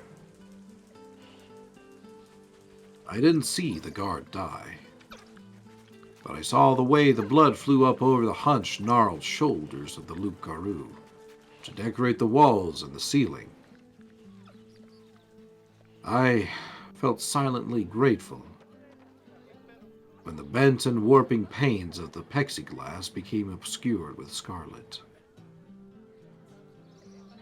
It was sometime right around then, as paralyzing agony seared through my shoulder, terrified prisoners screamed and cried out to God or Allah to save them, that I noticed that a new noise had been added to the din. The guard had tipped off the alarm when he had scrambled at the console, and it was hooting enthusiastically. Cops were going to come running, and one of the first was going to be Murphy. The loup-garou was still savaging the jailer's body, and I hoped for his sake that the man wasn't alive. My best option would have been to slip into the cell block, close the security door behind me, and hope the creature went out into the building at large. Within the cell block, I would have time to put up a warding barrier, something that would keep the monster from coming through the door or the walls to get at me and the prisoners in there. I could fort up there, wait for morning, and live through the night, almost certainly. It was a smart thing to do. It was the survivable thing to do. Instead, I turned to my staff at the other side of the little room and held forth my hand. Vento servitas, I hissed, forcing out tightly focused will, and a sudden current of air simultaneously threw my staff to me and slammed shut the door to the cells, giving the trapped prisoners what little protection it offered. I caught the staff in my outstretched hand and turned to the barred gate that held me shut in the antechamber with a loup-garou. I thrust my staff in between the bars and leaned against it, as though to pry the bar apart. Had it only been wood and muscle involved, I might have snapped the ancient ash, but a wizard's staff is a tool that helps him to apply forces, to manipulate them and maneuver them to his will. So, I leaned my will and my concentration on the staff at the same time I did my body, and worked on multiplying the force I was applying to the steel bars. For Zion, I hissed, for Zion. The metal began to strain and buckle. Behind me, the loup-garou started thrashing around. I heard the shattering of plexiglass and shot at a look over my shoulder. The scant protection offered by the potion collapsed, colors flooding my vision. The black of its muzzle warmed to a scarlet-smeared wash of dark brown, stained with wet scarlet. Its fangs were ivory and crimson. Its eyes became a brilliant shade of green. It cut through the blending potion with the ferocity of its stare, and focused on me with an intensity that sent every instinct in my body screaming that death was here, that it was about to jump down my throat and rip me inside out. "Who's there?" I shouted, shoving against the staff with every ounce of strength I had. The bars bowed out in the middle, parted to an opening perhaps a foot wide and twice as long. The counter exploded outward as the loup-garou came through it, showering me with debris and minor painful cuts. I dove through the opening, heedless of my shoulder, conscious only of the beast closing in behind me. My body sailed through with more grace than I could have managed under less panicked circumstances, almost as though the rush of air moving before the charging creature had helped lift me through. And then something closed on my left foot, and I simply lost all sensation in it. I fell short to the floor, bumping my chin hard enough to draw blood from the corner of my tongue. I looked over my shoulder to see the loup-garou with one of my boots held in its jaws, its broad head shoved through the opening in the bars and caught there. It was shaking its body back and forth, but its paws were smeared with scarlet blood, and its feet slipped left and right on the tile floor. Incredible strength or no, it couldn't get the leverage it needed to tear the bars apart like tissues. I heard myself making desperate animal sounds, struggling in a panic, writhing. The alarm was howling all around me now, and I could hear shouts and running footsteps. Dust was falling down around the edges of the bars, and I could see that the loup-garou was slowly tearing them from their mountings in the floor and ceiling, despite its bad footing. I twisted my foot left and right, horrid images of simply losing it at the ankle flashing in my mind, and then abruptly shot forward several feet along the floor. I glanced down at my leg, saw a blood-stained sock before I scrambled up and started running for my staff.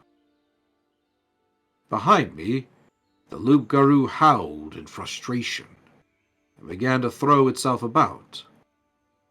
It must have scraped enough of the blood off of its paws, because it then tore through the wall of bars in 2 seconds flat and rushed after me. I took up my staff and spun to face the creature, planting my feet on the floor, holding the ash wood before me. "Tornarius!" I thundered, thrusting my staff upward, and the thing threw itself at me in a rush of power and mass. My aim was to reflect the loup-garou's own power and momentum back against it. Force equals mass times acceleration, etc. But I had underestimated just how much power the thing had. It overloaded my limits, and we split the difference. The creature slammed against a solid force in the air that canceled its momentum and flung it to the floor. Approximately equal force was also applied to me, but I was probably a fifth of the mass of the loup-garou. I was flung back through the air like a piece of popcorn in a sudden wind, all the way to where the hall turned the corner to lead down to special investigations. I hit the floor before I hit the wall, thankfully, bounced, rolled, and slapped into the wall at last, grateful to be at a stop and aching all over. I had lost my staff at the tumble. The tile floor was cool against my cheek. I watched the loup-garou recover itself, focus its burning eyes on me, and hurtled down the hallway. I was in so much pain that I could appreciate the pure beauty of it. The savage, unearthly grace and speed with which it moved. It was a perfect hunter, a perfect killer. Fast and strong, relentless and deadly. It was no wonder that I had lost to such a magnificently dangerous being. I hated to go, but at least I hadn't gotten beaten by some scabby troll or whining, angst-ridden vampire. And I wasn't going to turn away from it either. I drew in what was to be my last breath, my eyes wide on the unrushing loup-garou. So I could clearly see, as Murphy looked down at me with crystal blue eyes that saw right through the potion's remaining effects. She gave me a hard glance, placed herself between me and the onrushing monster in a shooter stance, raising up her gun in a futile gesture of protection. "Murphy!" I screamed. Then the thing was on us. That is the end of chapter 17. Woo! Awoo! Ouch.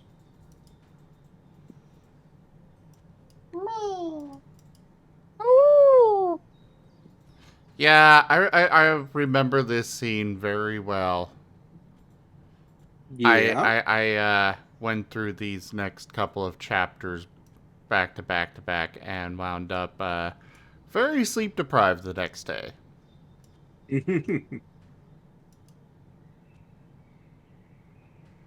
Yeah, I'm starting to get why you liked it.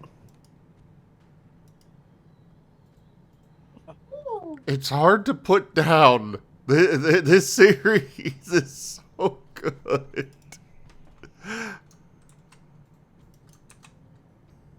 Alright, well, y'all get a tax of another piece of pizza before I continue. That is fine. I am just doing a little bit of the work as I've been doing during these Stream Raiders battles.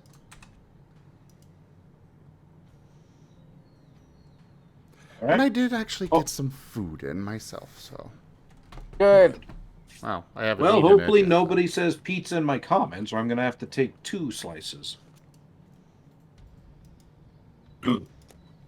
Orca, how could you? ZD. Orca. I thought we were friends.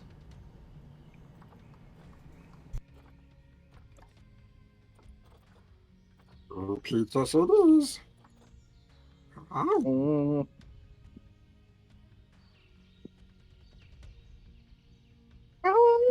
You thought Rygon was friend-shaped? You know, that's fair.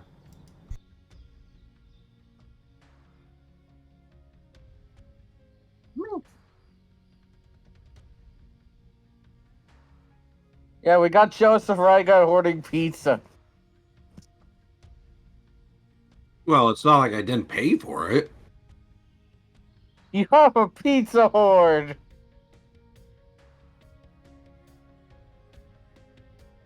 Honestly, sounds like a decent combination of words. Does it need to be picked up and chewed on? Meh.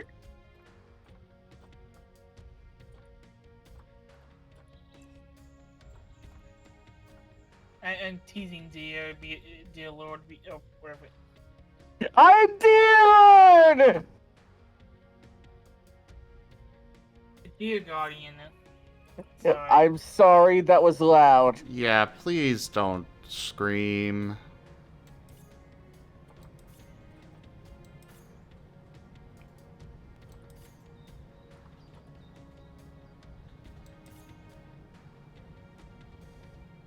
But I was teasing because we call Dear Guardian a chew toy constantly. Oh. Oh.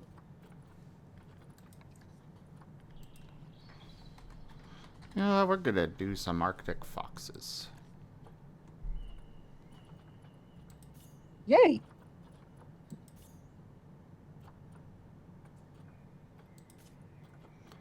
Adopt you. Well, hopefully you don't get any loop garoo. Is it Guru or is it Garou? Garoo. Garoo. Ah.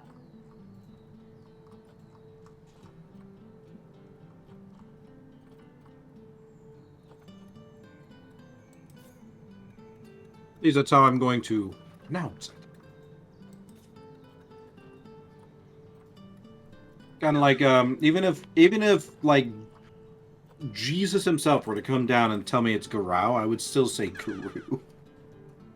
I'm looking at you, Jiff. You will.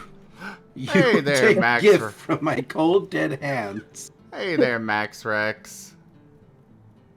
If Jesus came down, I'd ask more questions than answers. It's a joke.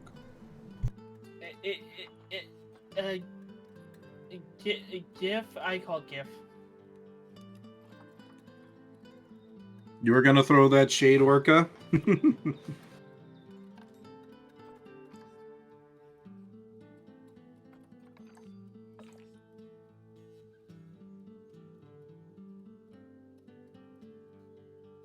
Garoo is from the French? Ah. Makes sense considering that, according to our little thing, it was like around France that the whole thing started. If I recall from earlier in the book, from Bob telling us all about the things.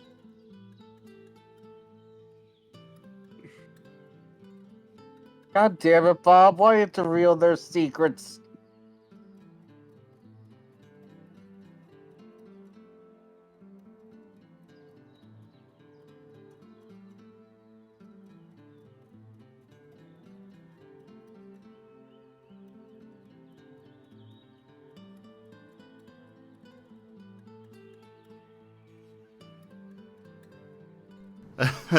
Well, I'm not the one that gave the gift sub, but, yeah. It's good to have you.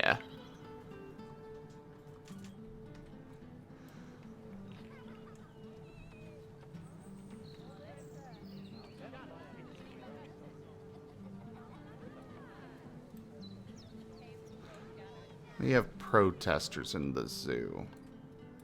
Eat them.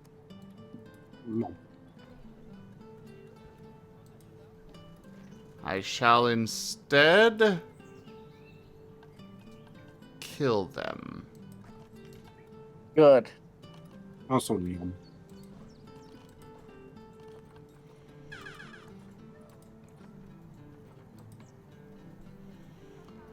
Oh, I'm okay, Max.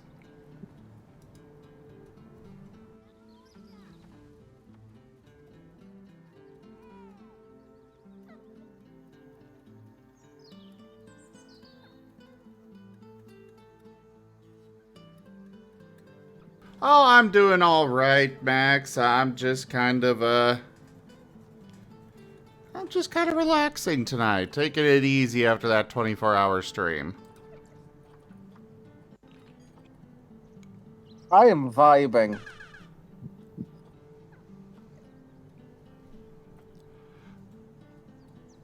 Though, everyone, would anybody like some art tonight?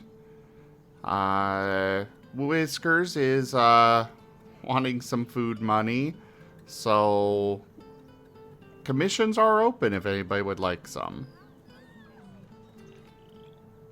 Just do !art and you can get the details on how that on the pricing and whatnot. I'm thinking about it.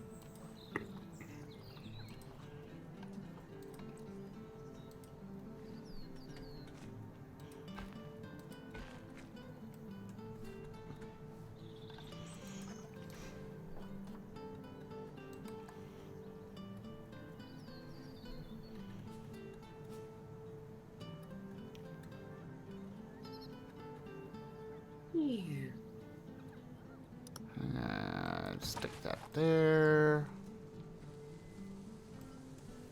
Drives me nuts that the visitors to the park get so up in arms if they even catch a glimpse of these buildings. It's like, do you really think that these animals are just existing here without getting, being taken care of or something? I mean, sure, it can ruin the immersion and such, but come on. What was that command? !art.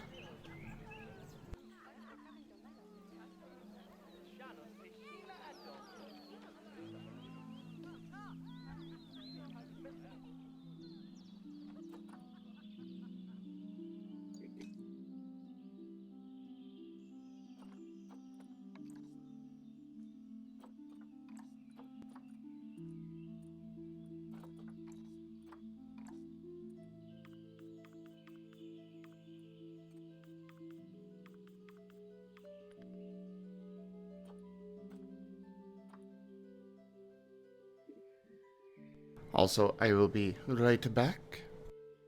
Okay.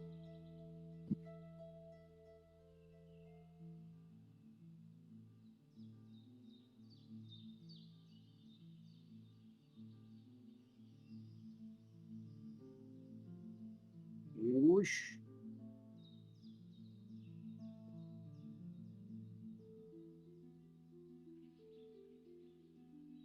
Whoosh.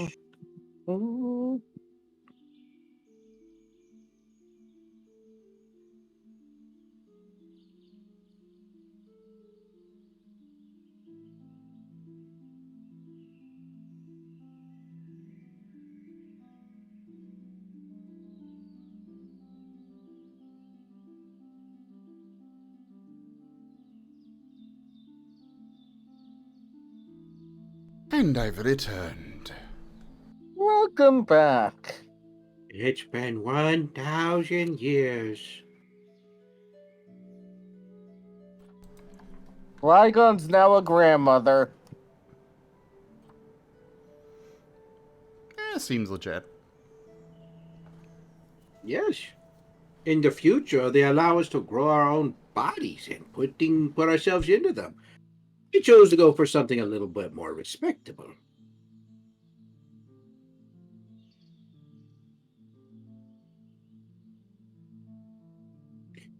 Yeah, I'm thinking of getting one of those color commissions.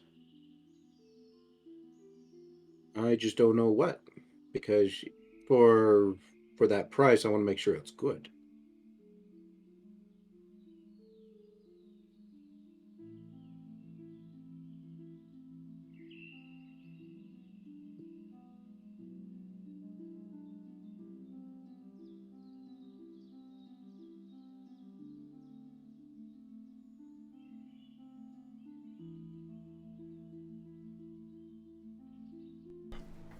Is the price really that high? Like, it's good quality It's high art. for me right now. I'm not debating that it's bad art or anything, or that it's not worth it. It's just high for me right now. So Okay, fair. plus, I view anything over 50 as being more than just simply a, hey, I can get something kind of cute or whatever. Like at a certain point, I go like, all right, I got to be serious about this. I'm considering more like an investment. I want to make sure I get something I like.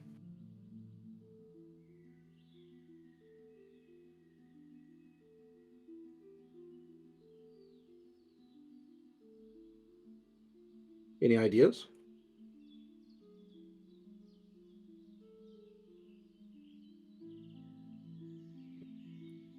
Well, obviously TF is always a good option. Oh yeah, it's gonna be TF, no doubt about that.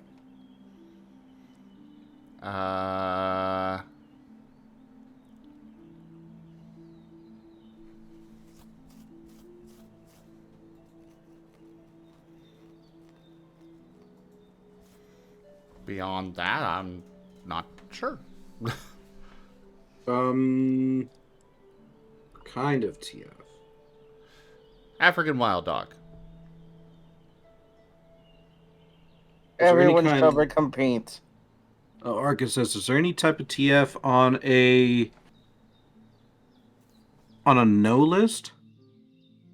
I mean, I'm open to a lot of things, but like, it's probably easier for me to say like what I wouldn't go for than what I would go for. Like, I probably will never do monkey or any of the apes, except for maybe lemur. I won't do pig. Rhinos and elephants are kind of meh.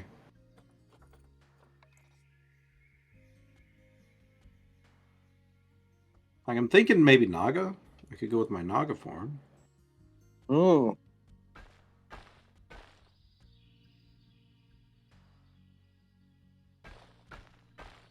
Yeah, I mean, if you're curious on a suggestion, Orca, feel free to say it. I'll be thinking about this for a second before I commit and put down some money. Because now that I moved into a new place and I've paid off that section of rent, I now have a little bit of disposable income again. Only a tiny amount, but a little bit. Plus, with my new job starting on next Tuesday, I should start earning myself a fair wage again.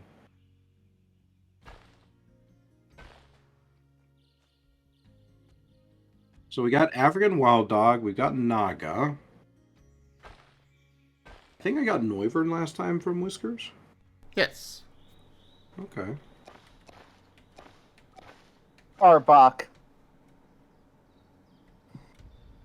Maybe not Arbok. Not yet. Like I said, it's got to be something I know I'm going to enjoy. Arbok is something I'm not quite there yet.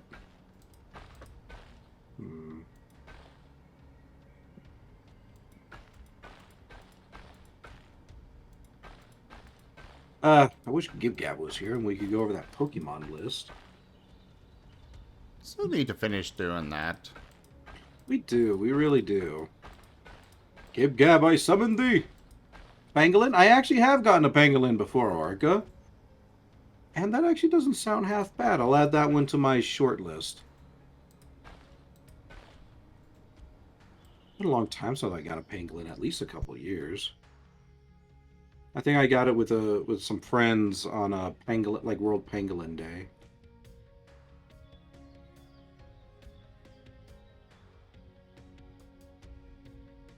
Just don't tell anyone that I got like Pangolin at one point, or I might be turned into medicine. Well, medicine air quotes.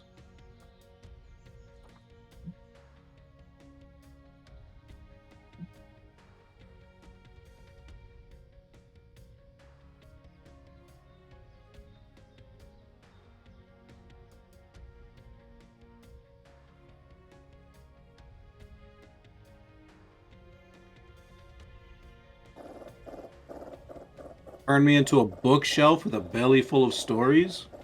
I don't know, that sounds a little wooden.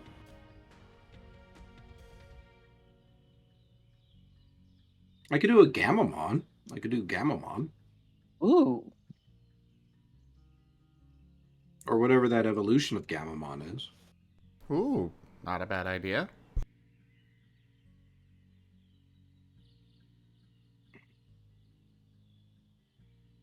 Which one do you think? Gamamon or Advanced Gamamon? Whatever it's called. Ow.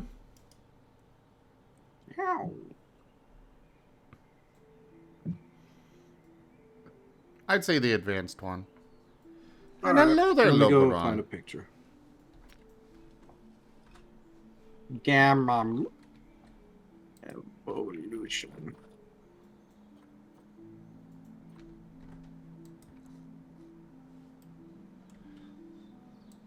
Joke. It can evolve into that thing.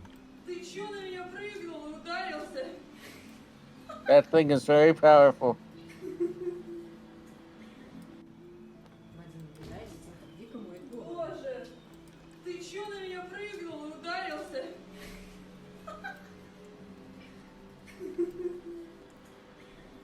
Hey there, Loberon. I slept alright. How are you?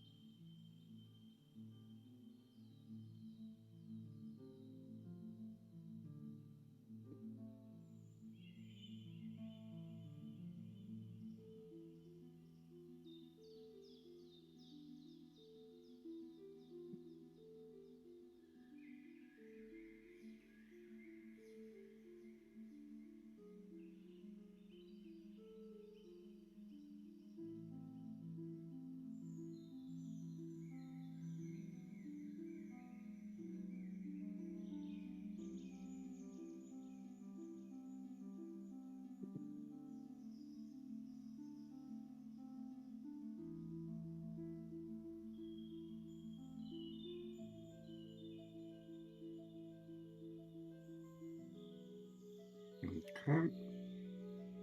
You need a reference. I guess these will have to do, because this is all I got.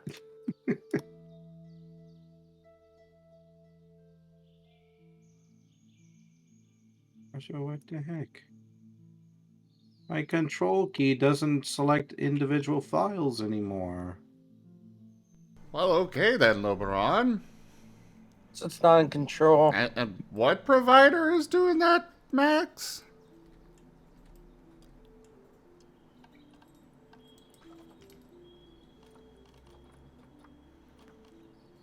That definitely does not sound good. Or right.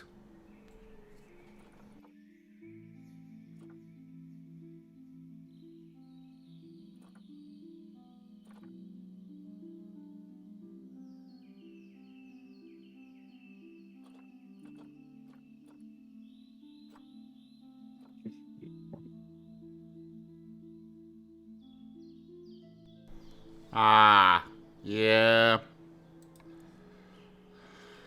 Unfortunately, it's kind of the way the world is.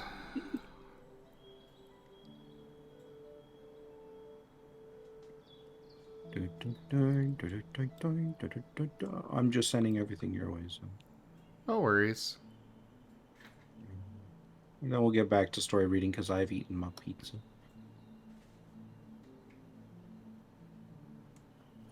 I've eaten more pizza. Oh yeah, you need that other thing. Give me a second.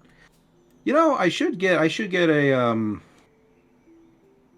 synth TF at some point too. Pizza I TF. approve. I've got a character. I've got a synth character. I'd approve of that.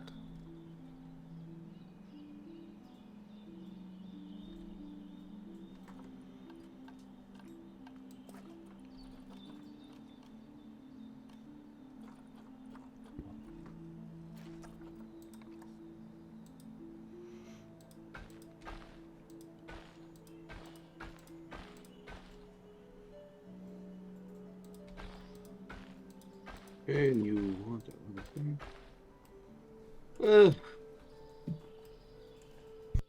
Hmm.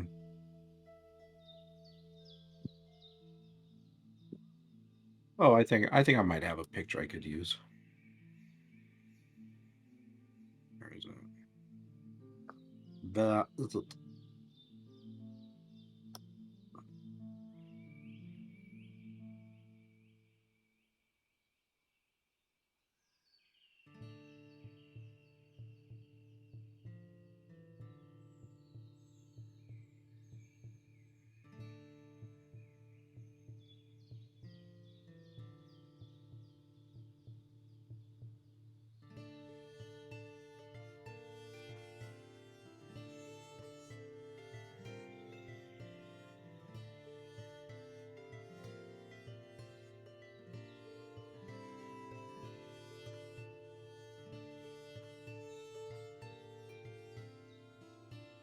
I will send that invoice.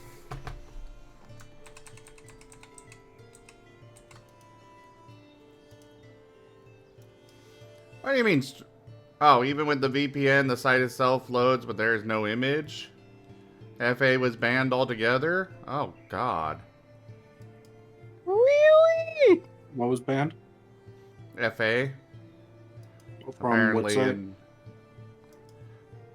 Where they are in the world, I don't know. I don't really want them to necessarily dox themselves, but... Use a VPN. Apparently, even with the VPN, they can't do it. Then they need a better VPN? I don't know. Use Rygon. I mean... Just obviously be careful. Be careful. First and foremost.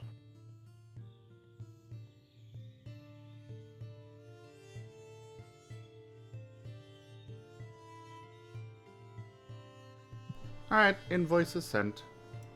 Thank you.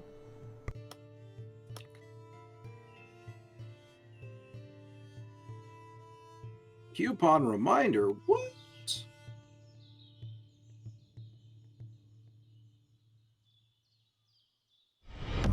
Rank up.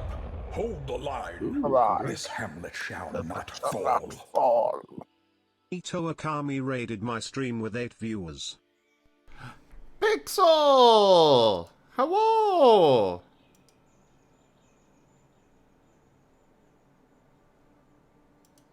Hello there, Pixel. How was your stream? Would you like a regular shout out or a random clip from your channel brought up?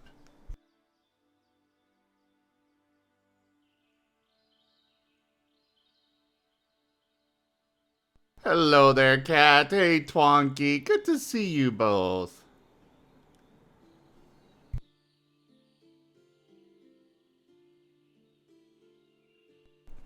Pokemon Emerald Rouge and regular shout out is fine? Alright. Well, thank you so much for that raid. Welcome on in, everybody. I am Razim, currently as Paint the African Wild Dog. And we are doing some Planet Zoo today. While my good friend Rygon here is doing narration for us. He's, reading through the Dresden Files. I definitely recommend you all go check out Rygon over at the channel, Rygon Plays. He is a wonderful bean. Definitely worth your time and attention. And otherwise, I do a lot of different things. We're going to have an artist join us here in a little bit to do some art. So if anybody would like an art commission, do !art in the chat. And get a link for that, and we'll get you on that queue. The artist is... wanting to get some food, so they're needing to, you know, get some extra funds. And, yeah, thank you so much for sharing your community with me, Pixel. Oh, right, we also do tabletop. Pathfinder, World of Darkness, multiple Pokemon games, a Digimon campaign. So, yeah. Thanks. Also, Pixel, you're adorable. And you make a very cute Braixen. That's something they are. No.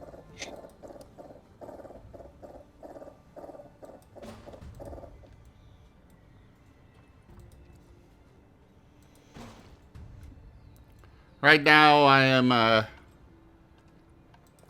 trying to finagle these paths to work with what I want them to be doing.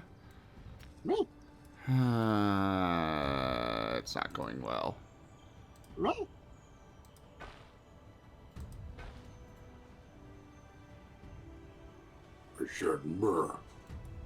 Duke. Wow.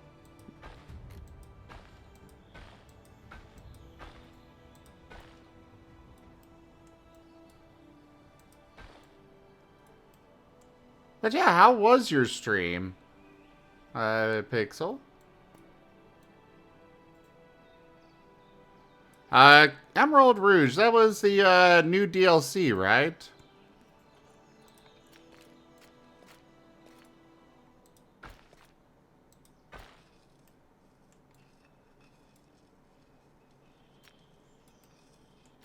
Okay, these are all still connected. Okay, we're good there.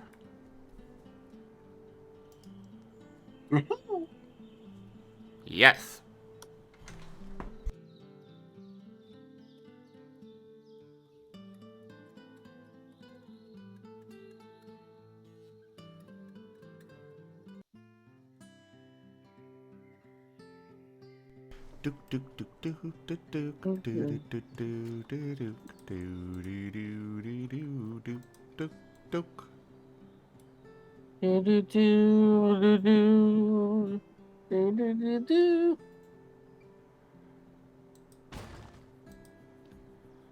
Alright, we can move these back and reconnect them up now.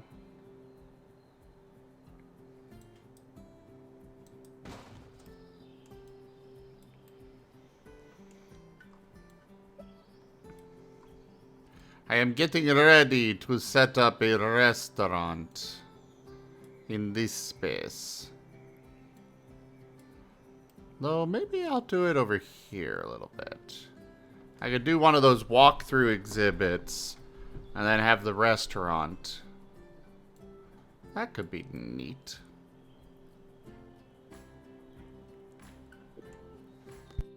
Yay!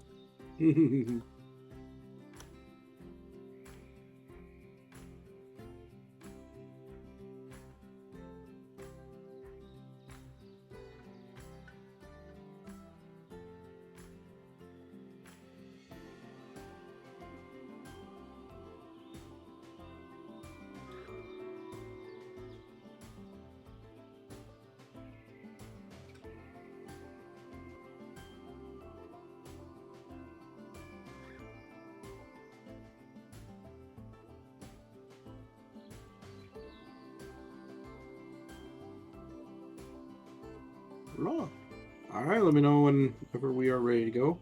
If we need a bit more time, though, I could just simply take another bite of pizza. Nope. I am good to go.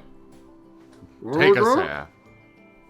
Okay. Let me take a sip.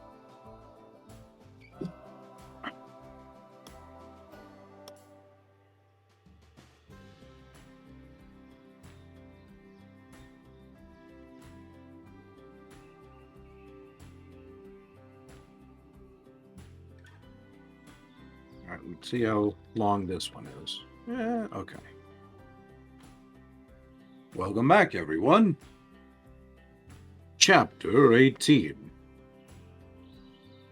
I tried to make my stunned body respond, to get to my feet, to unleash every ounce of magic at my command to protect Murphy. Hell with the consequences. I failed. The loup-garou hurtled down the hallway, moving faster than I could have believed something so massive could move. Its claws gouged into the tile floor like it was soft clay. The walls shook around the beast, as though its very presence was enough to make reality shudder. Blood-stained drool spilled from its foaming jaws, and its green eyes blazed with hellish fury. Murphy, standing at her full 5 feet and change tall, was shorter than the loup-garou, its eyes on level with hers. She was wearing jeans again, hiking boots, a flannel shirt rolled up past the elbows, bandana around her throat. She was without makeup or jewelry, her earlobes curiously naked, vulnerable without earrings. Punky little haircut fell down around her eyes. She raised her gun. She thrust out her lower lip, puffed out a breath, flipping her bangs up out of her vision. She started shooting when the loup-garou was about 30 feet away. Useless. The thing had laughed off bullets fired into its skull at point-blank range. I noticed 3 things at that point. First, Murphy's gun was not the usual heavy-caliber Colt semi-automatic she carried. It was smaller, sleeker, with a telescopic sight mounted at its rear. Second, the gun made a sharp little bark, bark, bark, rather than the more customary wham, wham, wham. Third, first bullet hit the loup-garou's chest. Blood flew, and the creature faltered and buckled as though surprised. When the second and third shots slammed into its front leg, the limb slipped and went out from under it. The loup-garou snarled, rolled its momentum to the side, put its head down, simply smashed its way through the wall and into the room beyond. Murphy and I were left in the dust-clouded hallway, the escape alarm whooping plaintively in the background. Murphy dropped down next to me. I told Aunt Edna I'd never get any use out of those earrings, she muttered. Christ, Dresden, you're covered in blood. How bad is it? I felt her slip her hand inside an enormous tear in the blue jumpsuit that I hadn't seen before, and run her palm over my chest and shoulders, checking the arteries there. You're under arrest, by the way. I'm okay. I'm okay. I panted when I could breathe. What the hell happened? How did you do that? Murphy rose up, lifted the gun to half raised, and stalked toward the hole the loup-garou had left in the wall. We could hear crashing sounds, heavy thumps, and furious snarling somewhere on the other side. You have the right to remain silent. What do you think happened, moron? I've read your report. I make my own loads for competition shooting, so I ran off a few silver bullets last night. They're only a .22 caliber, so I'm gonna have to put one through his eye to take him out, if that will do. 22? I complained, still breathless. Could you have made some 38s? Some 44s? Bitch and whine. Murphy snarled at me. You have the right to an attorney. I don't make my loads for work, and I didn't have the materials for it. Be happy with what you have. I scrambled to my feet and leaned against the wall by the ragged hole. There was a sound of running feet, moving toward us down the hall. I can't believe you're arresting me. What's through that wall? Records. Archives, Murphy said, leveling the target pistol at the hole. A bunch of big old file cabinets and computers. Everyone who works there went home hours ago. How's that thing react to tear gas? Send some in there and I'll tell you, I muttered. Murphy shot me a dire look. Just stay down, Dresden, until I can get you locked up somewhere safe and get a doctor to look at you. Murph, listen to yourself. We're stuck in a building with one of the nastiest creatures around, and you're still trying to arrest me. Get some perspective. You made your bed, jerk. Now lie in it. Murphy then raised her voice without turning her head from the hole in the wall. Carmichael, Down here. I want 4 on the doors going out of records and the rest with me. Rudolph, get down here and get Dresden back to the office. Out of the way. She glared at my wrists, where the handcuffs she'd put on me the night before still dangled. Christ, Dresden, she added in a mutter. What is with you and my handcuffs? Police, most of them plainclothes guys from Special Investigations, came pouring into the hall. Some of them had pistols. Some of them had pump-action riot guns. My vision blurred and swirled between gray tones and technicolor, and adrenaline made my nerves jangle and jerk. The potion must have been wearing off. Most potions only lasted for a couple of minutes anyway. I took inventory. The loup-garou's teeth had scored my foot through the boot. It hurt and my sock was soaked in blood. I would leave little red footprints on the floor when I started walking. I could taste the blood in my mouth from where I'd bitten into my tongue. I either had to spit or swallowed. I swallowed. No comments, please. My back was mostly numb, and what wasn't numb hurt like hell. My wounded shoulder, naturally, was pounding so hard that I could barely stand. Bastard who chewed up my good boot, I muttered, and for some reason the statement struck me as incredibly funny.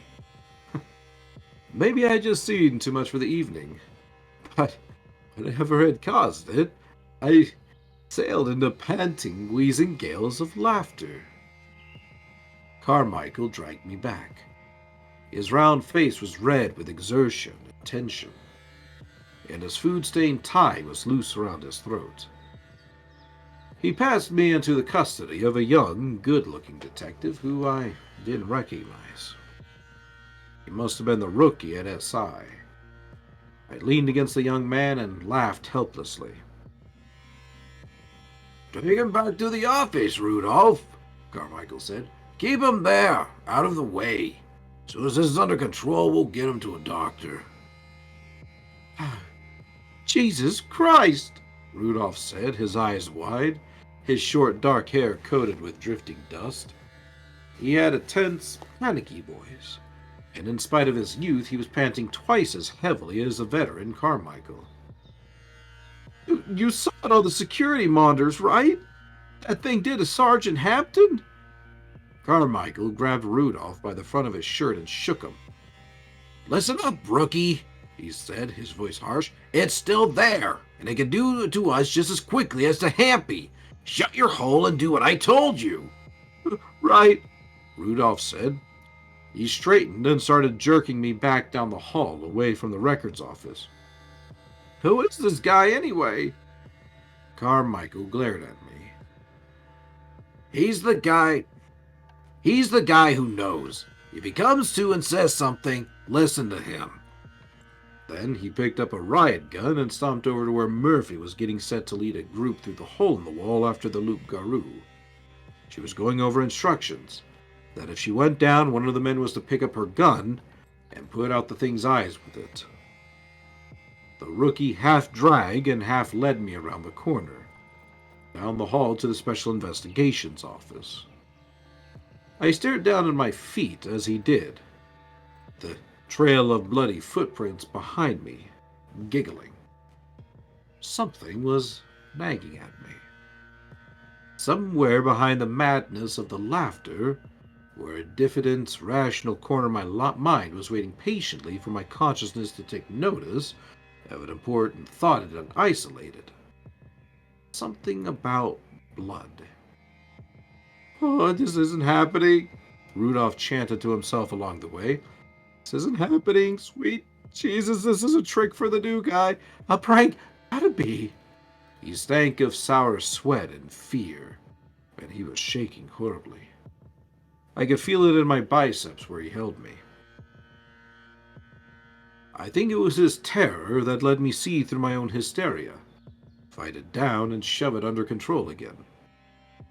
He hauled me through the door, into the Special Investigations office. I stumbled to the battered, sunken old couch just inside the door. I gasped for air while the rookie slammed the door and paced back and forth, his eyes bulging, wheezing for air. "This is happening," he said. "My God, this isn't happening." "Hey," I managed after a minute, struggling to sort out all the input raging through my body. Tears, bruises, maybe a sprain or two. A little bit of chill where shock was lurking, and aching sides from the laughter, of all things. The rookie didn't hear me. "Hey, Rudy," I said louder. The kid snapped his eyes over to me as though shocked that I'd spoken. "Water," I told him. "Need some water." "Water, right," Rudolph said, and he turned and all but ran to the water fountain. His hands were shaking so hard that he crushed the first 2 paper cones he took from the dispenser. He got the 3rd one right. "You're that guy! The fake!" "Wizard," I rasped back to him. "Harry Dresden." "Dresden, right," the kid said, and came back over to me with the paper cone. I took it and splashed the contents all over my face. It was a cool shock. Something else to draw me back from the land of giggles and throbbing nerve endings. I clawed for all the sane ground I could get. Then I handed the cone back to him. "One more for the inside." He stared at me as though I was mad. And who's to say, right? I went to get another cup of water. I drank the second one down and started sorting through my thoughts. "Blood, Rudy," I said. "Something about blood." "God," the rookie panted, the whites of his eyes glaring. "It was all over Hampton. Blood. All over the room. Splashed on the plexiglass of the security camera. Blood. God damn blood everywhere. What the fuck is that thing?" "Just one more tough guy. But it bleeds," I said, then fastened on the idea, my brain churning to a ponderous conclusion. "It bleeds. Murphy shot it and put its blood all over the floor." I gulped down the rest of the water and stood. "It bleeds. And I can nail it." I lifted my fist to shake it defiantly over my head and strode past the stunned Rudolph. "Hey," he said feebly. Maybe you should sit down? You don't look so good. And you're sort of under arrest still." "I can't be under arrest right now," I said back to him. "I don't have the time." I limped down the rows of desks and partitions to Murphy's office. It's a little tacked-on office, with cheap walls of wooden paneling and an old wooden door. But it was more than anyone else in the disfavored department had. There was a paper rectangle taped neatly to the door. Our name placard would be on any other office in the building, which read in neat block letters of black ink: Lieutenant Karen Murphy, Special Investigations. The powers that be refused to purchase a real name plaque for any director of SI, sort of their way of reminding the person they stuck in the position that they wouldn't be there long enough to matter. Underneath the neat paper square, an angle, was a red and purple bumper sticker that said, "Trespassers will be killed and eaten." I hope she didn't leave her computer on, I mumbled, and went into Murphy's office. I took one look around the neatly organized little place and stepped in to pluck my blasting rod, bracelet, amulet, firearm, and other accoutrements I had in my possession when I'd been arrested from the table next to the computer. The computer was on. There was a cough from the monitor as my hand passed near it and a little puff of smoke. Then a bright spark from somewhere within the plastic console of the hard drive. I winced and collected my things, putting on the shield bracelet with fumbling fingers. ducking my head into the loop of my pentacle amulet, stuffing my pistol into the jumpsuit's pocket, and taking my blasting rod firmly in my right hand, the side of the body that projects energy. You didn't see that, Rudy. Okay? The rookie had a stunned look on his face as he stared at me, and at the smoking computer and monitor. What did you do? Nothing. Never came close, didn't do anything. That's my story, and I'm sticking to it. I muttered. You got that paper cup. Right, then. All we need is a stuffed animal. He stared at me. What did you say? A stuffed animal, man! I roared at him. Don't mess with a wizard when he's wizarding! I let out a cackle that threatened to bring the wild hysteria that still lurked inside of me back in full force, and banished it with a ferocious scowl. Poor Rudolph bore the brunt of both expressions, got a little more pale than he already was, and took a couple of steps back from me. Look, Carmichael still keeps a couple of toys in his desk, right? For when kids have to wait on their parents, that sort of thing. Said the rookie. I brandished my blasting rod. Go look! Maybe the kid would have taken any excuse at that point, but he seemed willing enough to follow my instructions. He spun and ran out into the main room and started frantically tearing open desks. I limped out of Murphy's office and glanced back at the bloody footprints I left on the puke-gray carpet behind me with my soaking sock. The room was getting colder as I lost more blood. It wasn't serious, but it was all the way at the bottom of my considerably long body, and if I didn't get the bleeding stopped before too much longer, it was bound to cause problems. I was going to bend over and try to get a better look at my wounded foot, but when I started to, I swayed and wobbled dangerously. I thought it would be a better thing to wait until someone else could do it. I stood up and took a few deep breaths. Something nagged at me about this entire deal, something that was missing. I'd be damned if I could figure out what it was. Rudy, I called, get that animal yet? The rookie's hands thrust up from one of the partitioned cubicles with a battered, stuffed Snoopy doll. Will this work? Perfect, I cheered woozily. And then all hell broke loose. That is the end of chapter 18. Oh, such a terrible spot to stop at.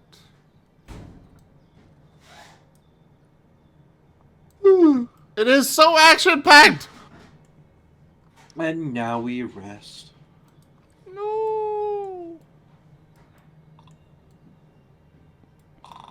Wake up! Wake up! Wake up! Wake up! Wake up! Wake up! Wake up! Wake up! Wake up! Wake up!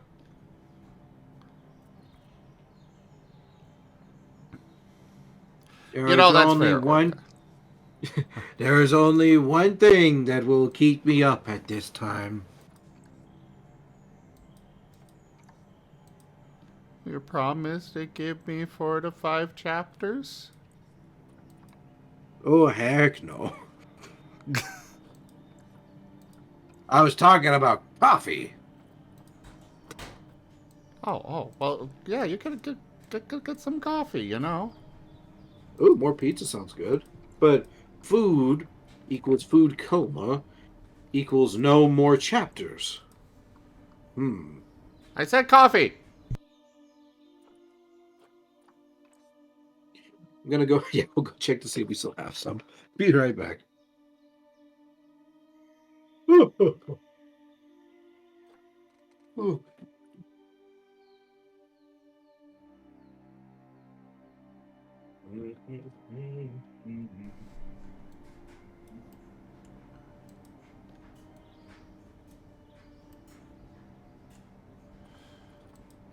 Also, Orca, I very much agree. It literally is the police department scene, except 30 times more carnage.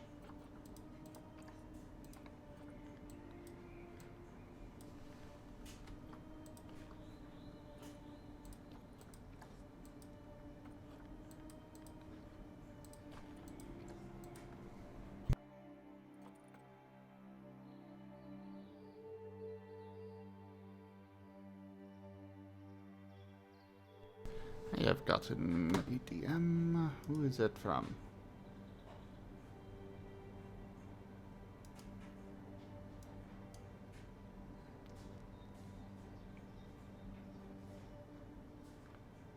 I agree. Like, I haven't seen it, but I have heard that from what I've heard, the TV show that the Dresden Files did get was horribly written, but at least the actors were on point.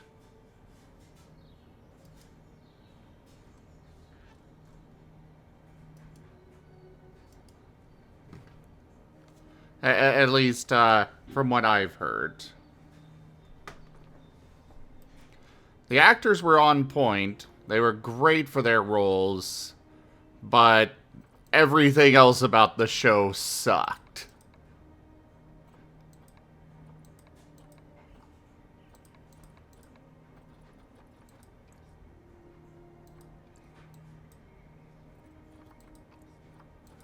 Right, climate.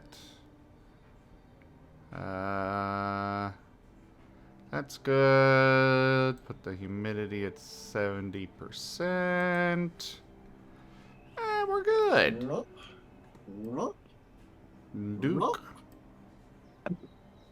Duke, Duke, Duke, Duke, Duke, Duke, Duke, Duke, Duke, Duke, Duke, Duke.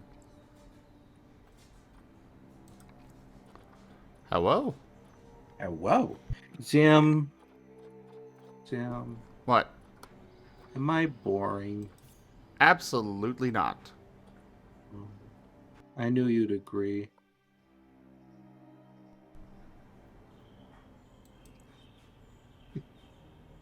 What? What? What? What? What are you talking about? Yeah, you agreed. I'm boring. At least that's how my mind translated it. Oh. Yeah. Hello? Hello. Oh, whoa. There we go. Hey, Kenku. Ew. How you doing? I got coffee. I'm gonna wait for it to kick in before I continue. Thank you is a cute fox. Yeah. I'm doing good. Ooh, Okay. I'm reading a bit of news. Go ahead. That was good. I'm just saying I'm reading a bit of news while I wait for the coffee to kick in. One of them says how managers can tackle the most common employee struggle. My answer, pay them more. That's always going to be my answer. Whatever issue it is can probably be solved by paying them more. My answer, fire middle management. No. Fire upper management. Yes, you have some bad actors in middle management, but it's upper management where things are the worst. Why They're not the one fire making all the both? decisions. Well, you do need somebody in like one of those positions at the very least to, keep the broader perspective and say like, okay, so we're organizing, we got all the numbers put together, we know how we're doing, blah blah blah blah. I'm not saying necessarily to like be the person who cracks the whip, but who helps to keep everything organized so that way it can run well. Yeah. No. The You don't issue need is that a manager, you need lot foreman. they're the same thing. They are. Anyways, you were going to say, Ragon? What I was saying is, fuck, I lost my train of thought.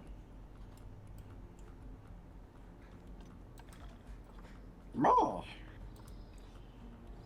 It was something. It was. Oh yeah. Okay. It was something around the lines of the issue isn't necessarily the position of the middle or upper management. It's the people in charge tend to not utilize those positions the way they should.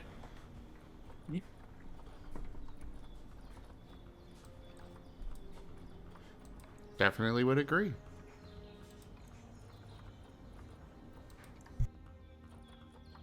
The problem is also micromanagement. Well, that's part of it, sure. But I mean, that's just one in a long list of issues. You know? Like viewing employees as numbers, or practicing a work environment that encourages burnout under the idea of like we're just gonna bring in more workers when the old ones leave. Amazon does that. I don't know if they still do it though. They probably do to some extent. And the list just goes on and on. BioWare magic! BioWare magic? That is literally what BioWare calls crunch. Ah. Yeah. Yeah, just another example of a bad practice that is encouraged and utilized because there's nothing to stop them, essentially, from doing it. But that's definitely something unique to the gaming industry. Not necessarily the concept of crunch, but the way it is utilized and and not necessarily fought back against. Like, for example, if the employees, like, say, tried to unionize or tried to get together to stop that kind of abuse, they could all just be fired because there's always a lot of new people willing to come in to replace them. Because the gaming industry is full of them. Or in the case of Sega, fuck you, we're outsourcing you. Yep. Good night, Orca. Thanks for coming by. But that is a problem definitely unique to the gaming industry that other industries don't have. I would disagree that other industries don't have it because, case in point, Black Friday in the retail industry. True. That is the retail industry's version. This whole time of year right here, this is their crunch time. This is their version of crunch. Every time I turn around, there's stories of, sorry, we can't allow you to take your vacation time because we need you to be here to manage customers and such. That said, it's a different version, slightly different ways that it works, but I still argue that it exists. I could say that that's definitely a fair point, although one would obviously have to look at, what is crunch? What are the unique aspects of it? And are the two necessarily that similar? But that's something outside of this discussion because neither of us know what those are. Yeah. Beyond, assumptions. That said, though, I mean, it is true that there are other industries out there where they can afford to fire employees because they know they can always get more. Especially those that target poor to lower middle class populations, like retail. Okay, go ahead, do something about it. Oh, what's that? You're fired? Yep, all right. Let's get the next sucker in through the door that just wants to eat. Yeah. That is definitely a problem that, especially in the retail industry, is the case. Because at least with video games, it's like their potential pool of employees is relatively small compared to a variety of people that could work for Walmart. Yeah, I would definitely agree with that, although I think one of the reasons for that is within the gaming industry, a lot of the skills are specialized. So people have to, for example, go to school or they have to have, relatively decent term experience with it. That said, though, a lot of people often go into it because they hold nostalgia or because they hold idealized aspirations or dreams. And they don't quite realize that what they are signing up for isn't necessarily a dream job, but something that they are going to be taken advantage of. Yep. You kind of see somewhat the same thing with, say, nursing or even mental health, where we go in wanting to help people and we get taken advantage of for that. Teachers are much the same. And then if you dare try to protest, it always becomes like, well, think of the clients or the patients or the children. Yep. You don't want to hurt them, do you? So you're okay to continue suffering? Oh, that's great. We're also cutting your paycheck. But, think about them. Think about them.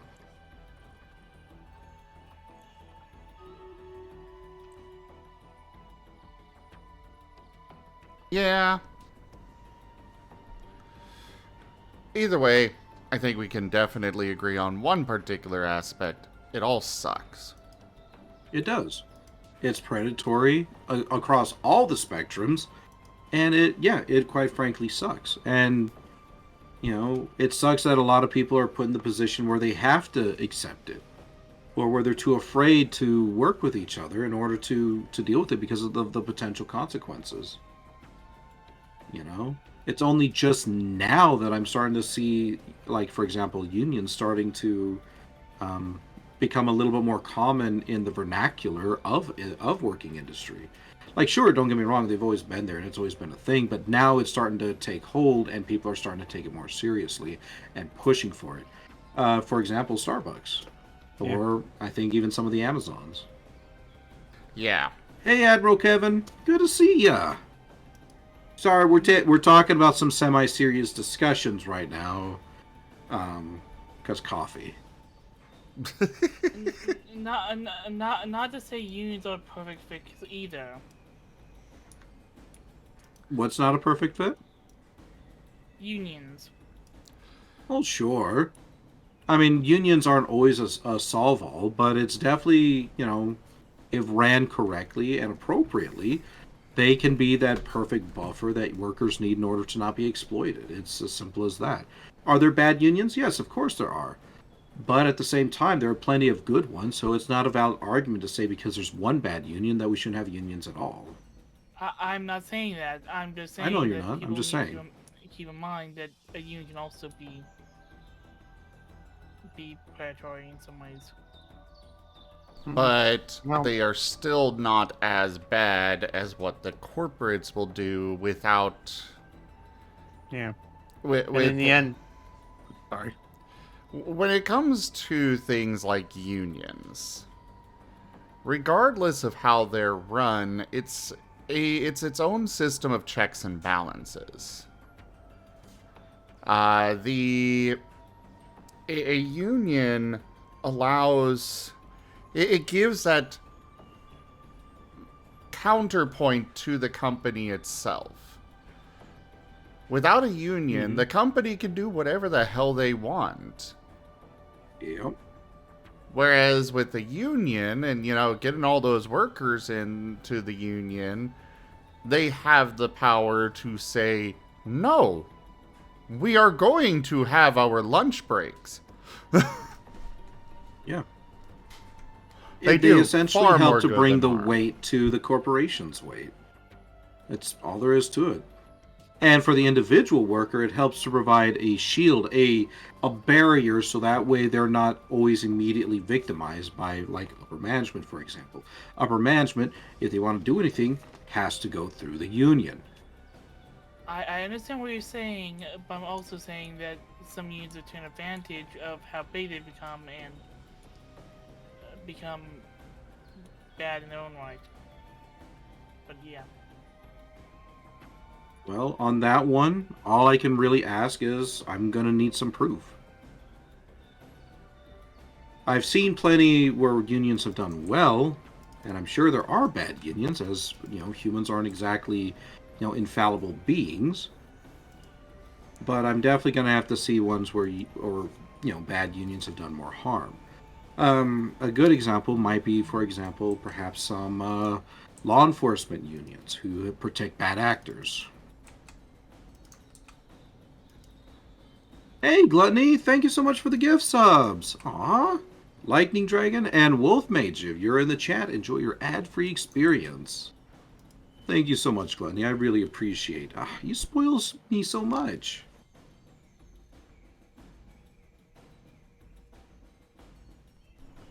When I will say, when you are looking for evidence of unions being bad actors, be very careful about the source of the information.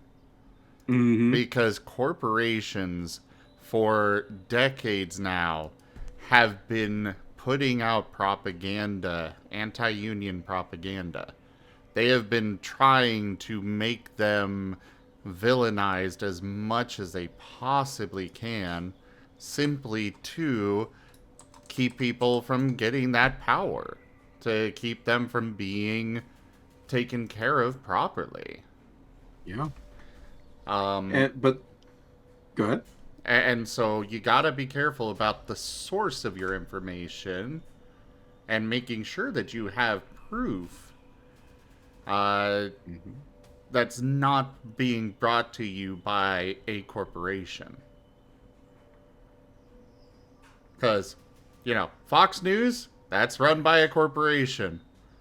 And I guarantee you they are getting massive pay cuts when they report about a bad union. They're getting big bucks to villainize those unions. I'm not arguing. I'm not saying that isn't true. I'm just saying that people also need to keep in mind that unions may not always have the employees' best, the members' best intent. Look, you understand what I mean. No, I don't. My thing with that is, if that is the case, then why the hell they have not been voted out, since the employees are the power of that union? Now, give me a second, everyone. Thank you again so much, Gluttony, for your tier 1 sub. Thank you so much. It's your second month. Oh, it's amazing to have you on board. Thank you so much for the support you give the channel. And Admiral Kevin says they worked as a secretary for a union. They were elected by the members, but they quit after a year because their cases were just lying in a drawer. Nothing was done. I'm not entirely sure exactly what the circumstances of what you mean or what cases you're talking about, Admiral Kevin, and granted you don't have to specify, but I can get it. I mean, like I said, unions can have troubles just the same as any other organization. But at the same time, we can't discount the concept of unions because of it.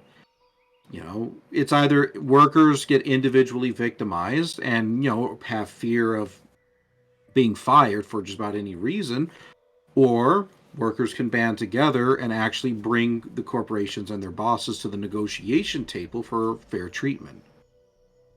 Because as history shows time and time and time again, corporations don't give a shit. They will take advantage of you and they will try to squeeze every little thing they can out of you, not because they want to hurt you, although granted that has been the case a few times, but because that's simply where the profit is. Yep. We had children working in mines for money, not because the bosses hated children, I would imagine. Not to mention, there is this stupid push to have younger and younger people working again. Yep.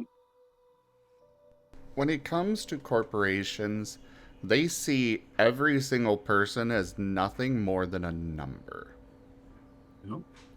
What is your output? How much is your input? How much does it cost to deal with you as opposed to the cost we can get out of you? And guess what? You tend to output a lot more than they have to put into you.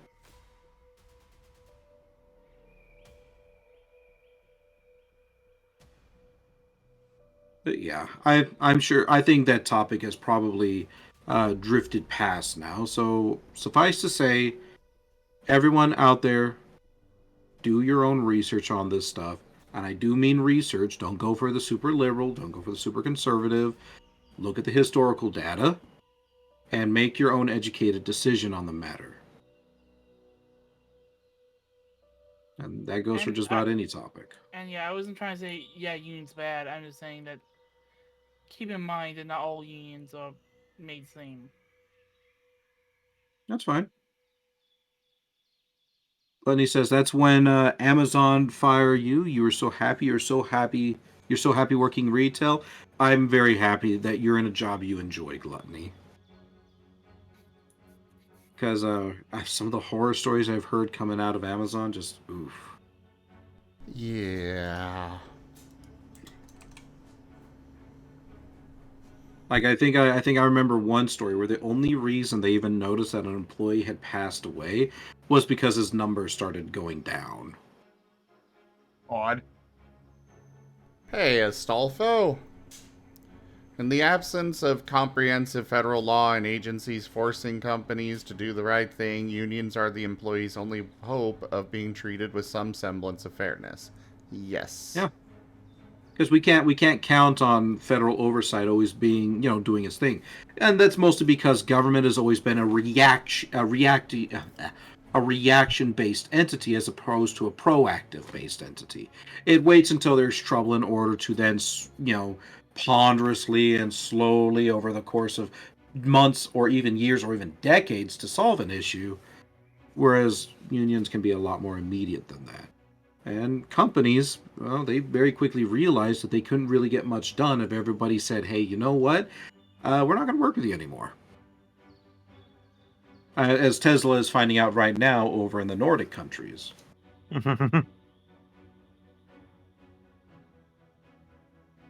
I haven't heard about that. Essentially, all the Nordic countries are giving Tesla a big middle finger because they won't sign some kind of a working contract with their Tesla workers. And it's not just the Tesla workers that are doing the strike. It's all of them, all the unions, garbage collection, the people who pick up the shipments, the people who drive the vehicles to their destinations. The list goes on and on and on. They're all essentially saying, yeah, we're not working with Tesla until this one group gets its proper contract. And it's a common contract. It's not anything that's like super special. It's literally just the basic default that the country expects, or that the people in the country expect.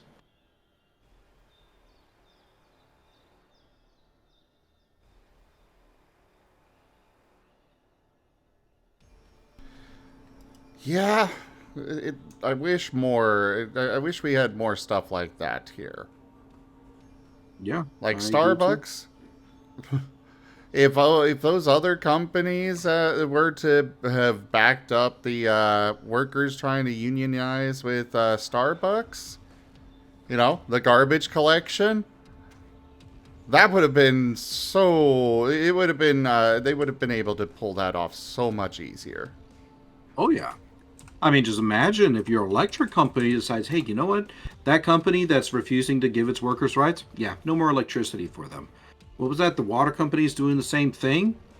Oh, then at a certain point, it no longer matters about the customers who, choose to cross the line, as it were, and continue to spend money for the company. The company just simply can't operate. Good night, Drunk Dragon Era. I hope you have yourself a great rest. Good night, Era. Good night, Era. Admiral Kevin says the leader of the Union was in a weird position. She was the second leader, like in the Union, and at the same time, she was a representative for the main company itself. Only gives benefits to the company itself and not to us who are members. Well, at that one, honestly, I would probably have elected to make a meeting or whatever proper procedures were needed for the company in order to bring that to light, because it sounds like it was very much a conflict of interest. By nature, I believe, and obviously people are welcome to correct me or consider me wrong, that people who represent the union aren't necessarily connected with the company for that reason. Or if they are, they're certainly not in that high of a position.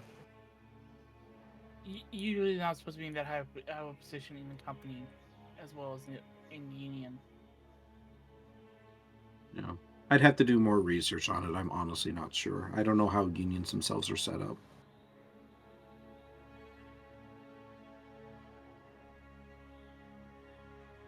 Oh.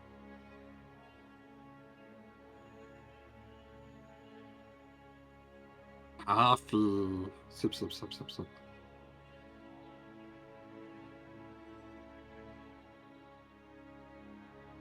Honestly, I'm kind of wishing at my last job that we had actually had a proper union. Yeah, they would not have been able to pull off the crap they did on you. Oh yeah. Can you imagine if everybody in that company said, "Oh, you're laying off 200 workers without without warning? Yeah, the rest of us ain't gonna work for you either." And now you don't have a company. You can try to hire more, but that's gonna take time.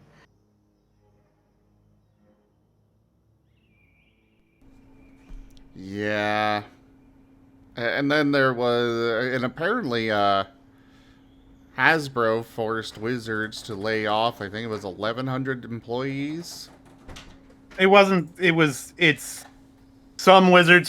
It's company wide more of, and it's largely because, well, for one, they sold E1, the movie company that made the D&D movie, for a quarter of what they bought it for.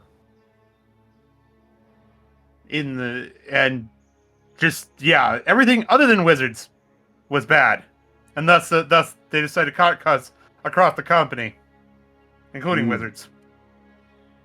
Oh, Wizards is one of those kind of companies that I'm starting to see that although they've been very successful, I don't think their long-term model is going to be sustainable at this rate.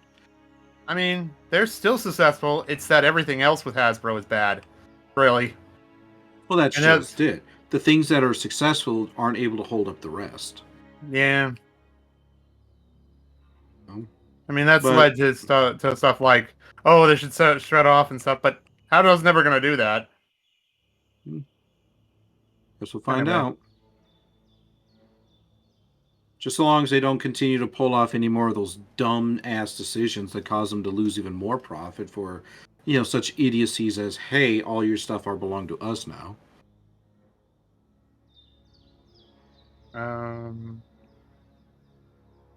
Yeah, I don't know on that. This year has had so much idiocy that they've been pulling. What gets me, though, Zim, is that another company looked at them do that and said, hey, you know what? That looks like a really good idea. Proceeded to do the exact same thing in a different industry, and then had the exact same result. Fucking Unity, like... Oh, God, Unity. I mean, you have to question them for that matter for why the hell did they choose that CEO? Well, amusingly enough, a lot of CEOs and board members are actually very much interrelated with each other. I don't mean biologically or anything like that. It just means in terms of relationships. Like, yeah, I think I remember reading one thing where like a lot of the corporations like share board members amongst each other. Yep. Like on average, they have like the rich want to work with the rich. Yeah. So when one of them gets an idea, it tends to spread among them. How many gift subs have you done, Gluttony? It's a good question. Zim, do you know how to check that? I don't. Let me see. When you gift subs, it should say the number of subs you've gifted in the past. No, that is not a default thing. That is something that I have set up with Stream Elements. Lobaron. So Lobaron, 27, Gluttony. Lobaron says that unfortunately unions have begun to be the evil they fought way back nowadays. Unions have started pushing agendas that benefit the employees but tend to lower the standards in the job. I would not agree with you on that, Lobaron. Why?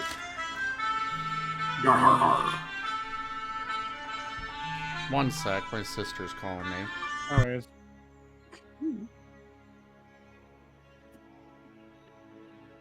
Thank you so much, Gluttony. 29 in the channel. Thank you so much. I really appreciate it. Soundwave Spectre and Eternal Fam, if you're out there, enjoy the ad-free experience. And one for Ferretsing. Ferretsing, enjoy the ad-free experience. Thank you so much for your support of the channel, Gluttony. You're honestly a rock star. Thank you so much. I can't show you how appreciative I am.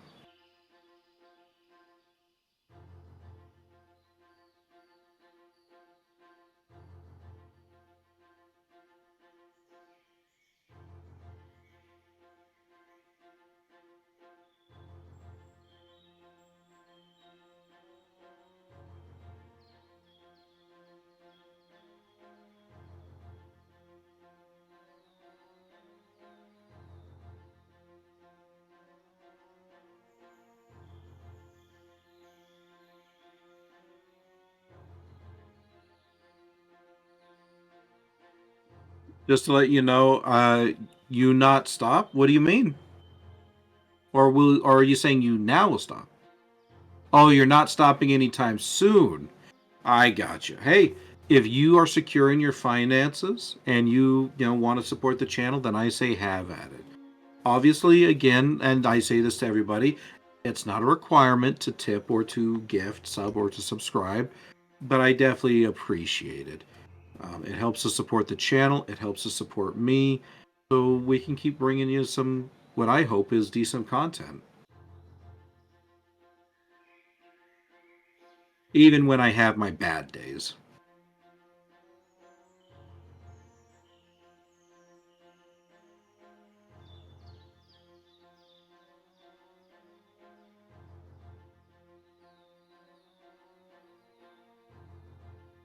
Well, my sister just called me to be like, oh, so this phone number does work. I'm like, yes. And she's like, well, you're not responding in the family group chat. I'm like, what group chat? Was I ever added? Well, yeah. Apparently she made this group text message chat thing, and it's like, I don't text. I use Telegram. Yep. So, to go back a little bit, what Loberon was saying, and thank you, Glennie, I do appreciate it. Yeah, I have my bad days, and I'm certainly not proud of them. But I am trying to do better for you guys. But to go back to what Loberon said, that is, how am I supposed to say it? In parts, fallacious thinking. It's not necessarily to say that it's not true, but we can't generalize it. We can't just simply say that, corporations all over the place are suffering because of unions. That's just simply not true. I mean, just simply, doing a hop, skip, and a jump across the ocean tells us that unions are doing fine, and the companies are doing fine. Countries aren't burning to the ground and cities aren't under peril because of unions. And I'm sure that they have the same issues that we do. Like, there's probably some good unions, there's probably some bad unions, and that's just how it is. Here in America, we don't have that many unions at all. So I guess it's easy to say that when we do have a bad union, it tends to be something that's magnified. Because everybody wants to go like, see, unions don't work. And then they ignore all the ones that are working.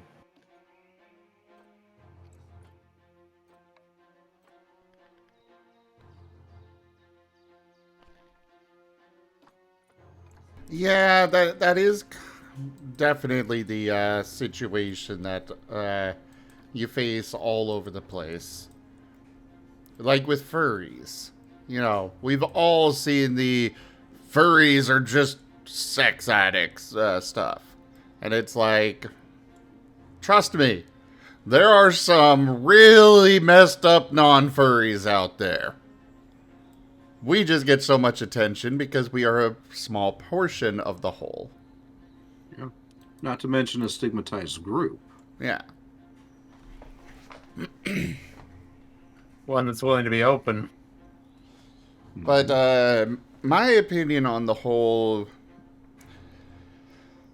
when it comes to unions, the big trouble that they face is that, yes, they are a huge help, but they are definitely not enough. They need government backing. Mm-hmm. Unfortunately, the government is very, very thoroughly in the pockets of the corporations. And it's easy to see why. It tends to be that the people in charge of those corporations have, for lack of a better term, they're either in politics or they're heavily investing in it. And guess what happens when money talks? Well, people tend, or at least those in power, tend to listen.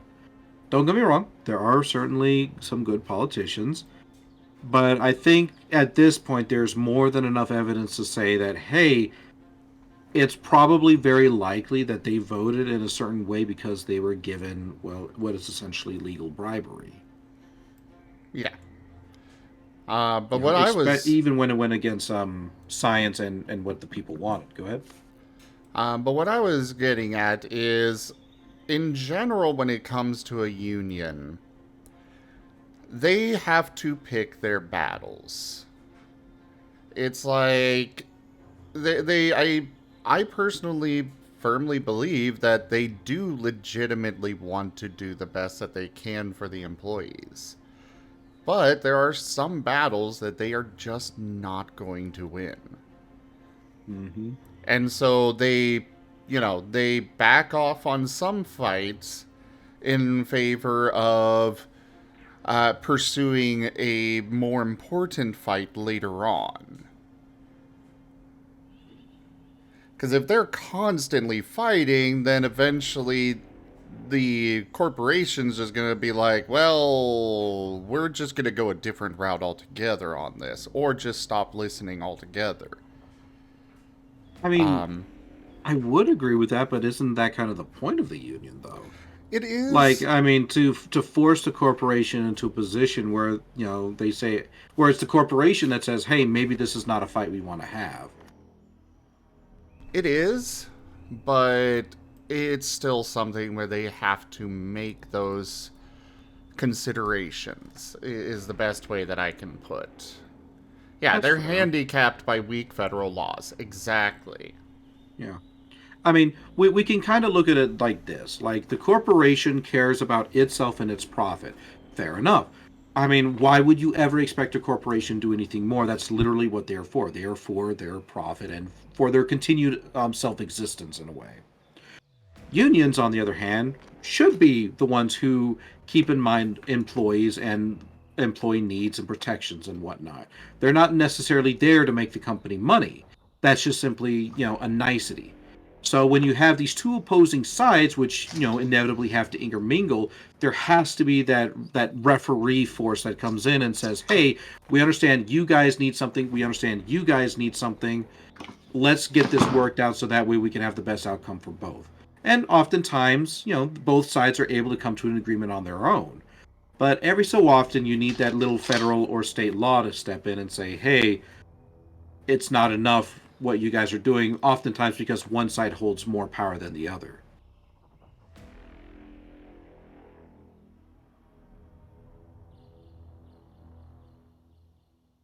Gluttony say they love Shade from Last Hope. He's so sassy. I'm glad you like Shade. Shade is a good character. Shade is a good Zoa. But yeah, I think what's something you can... We'll point out that Shade is... Last Hope is not a game that Rygon's in. Yeah. Something that I will definitely say, just to wrap up the matter, so we can move on to hopefully happier topics.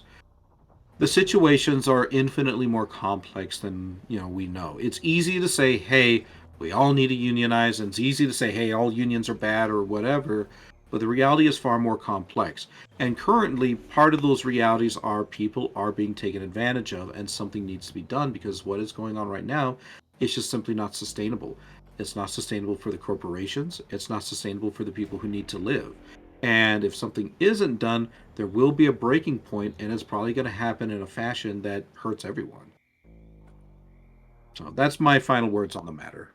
Unfortunate, the final word on that is, I expect that's the way it's going to happen, because in the end, it's line go up, and I expect if there's another breaking point, since COVID could be seen at one point, it's going to be that line can't go up for some reason, and we end up with another crash. For me, the way I see a lot of this is that the corporations think it will last forever. Oh, they're working off the rule of economics. Infinite growth in a finite world. And you can obviously see how that is not realistic thinking. Mm-hmm. All right. What shall be our next topic? Dresden Files. I'm almost there. I can feel the shivering, the shaking, the high energy. Not Prison Files, because I've never read them. Also, hello, Ash. Hi. Hello there.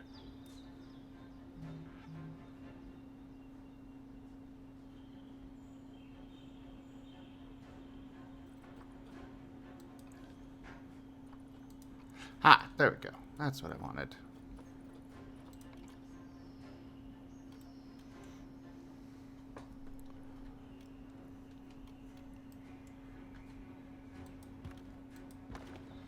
I'm not sure what the next subject should be.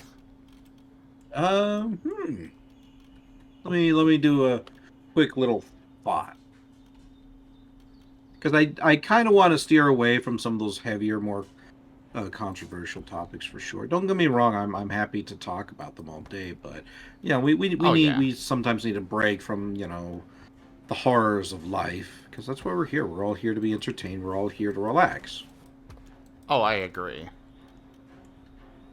So I will say my new place is very echoey. And I'm not sure if I like that. I think I might have to get some of those like sound foaming things to put on the walls to help, to help keep me from bothering the neighbors too much. Because even though I've got a garage in between me and them, and I've got a whole nother room between me and another one, the echo is just loud enough that I'm worried about it. I mean, it would improve your audio to get some sort of sound proofing. It could. It definitely could. You're working on getting your OC made, Gluttony? That's wonderful. Why don't you tell me all about your OC? I'd love to hear about it. I'm also thinking I might be using voice mod a little bit more. But instead of it being something that people can like submit channel points to or something, I can just have it on my little nifty device over here where I click a button, open up the sound panel, select the one I want, and then I can do the voice. It might help me with like doing bits and stuff. Like, for example, if I'm working a character and like I'm pretending to have a conversation with another character, I can like switch to like a walkie-talkie sound and be like, Diana, where are you? It's too foggy here and there's monsters all over the place. Diana, have you seen my son Ethan? Astolfo, here and there we get into those kinds of conversations. In general, I would say no, but they do happen from time to time. Yeah, we're only human. Or you could pitch your voice up to if you're playing a female. Oh yeah, I mean, I could definitely do that, but with voice mod, it'd be a lot easier to do those kind of bits that I want to do. To like sound like I'm on for example, a cop's radio, or to put on a monster's voice or something like that. You guys in Discord probably won't hear it, but like, people on stream might be able to appreciate it. I just figured out a topic. What's up? Can we talk about how cute Avalios is? We could, but I don't know if they're here to appreciate it. Avalios, are you still here? Can we also talk about how cute Magna is? And how much of a good boy Vex is? They're not here, though. Avalios is here, though. Avalios is... Where? Are they in chat? In chat. Oh, okay.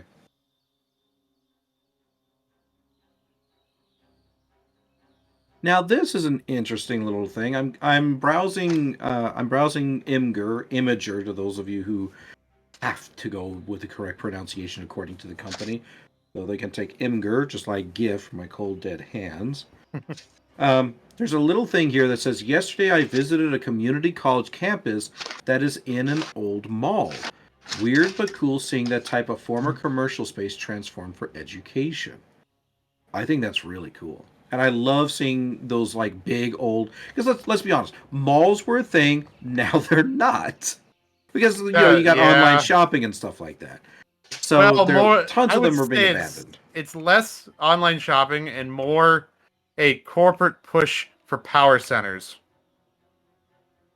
Maybe, maybe not. I'm not sure. Either way, we've got tons of old empty malls that are there, taking up space, not being used.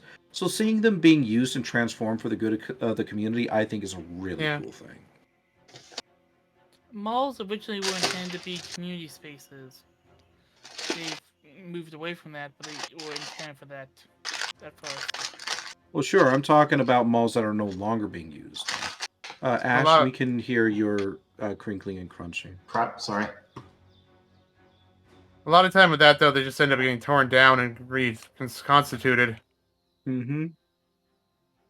Well, yeah, but I mean, if it's still in a good enough state and it can still provide good to the community, even if it's not a commercial one, I think that's great. I'm a huge proponent for like some malls, for example, being repurposed for like say homeless shelters, where they've got all the space, so divisions of living can easily be made. There's cooking areas. It can work. Yeah, I can see that. Reuse instead of destroy. Yeah, because if it's just destroyed, well, then it's just an empty plot of land that, who knows what's going to happen to that. Let's see. Oh, Gluttony says their thing or their Sona is a shiny Umbreon with blue rings who wears a scarf and has a spear on his hip. Cool. I think that is very cool, Gluttony, and thank you so much for telling me that. I'm a shiny Umbreon too, if you can't tell. Well, sometimes anyway. And your girlfriend is getting her Alolan Ninetales. Great choice, by the way. Made, we were going to get a pic made of us holding paws. That sounds so precious, yes. You'll have to share it with us in the Discord when it gets done, Gluttony. I implore you.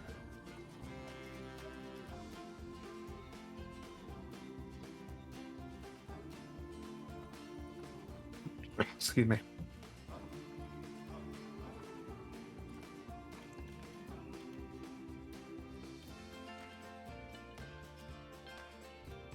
So, what do you guys want to know what my greatest fear is? Aside from the existential crap that I'm sure we all deal with. Is it exploding teeth? How did you know? No, it's not exploding teeth. Thankfully, because every time I brush my teeth, I'd probably feel like I'm about to, rub against a bomb, just genie style. But my wish is to, blow up, then to get chocolate cake. No, my greatest fear is actually shaky heights. I hate shaky heights.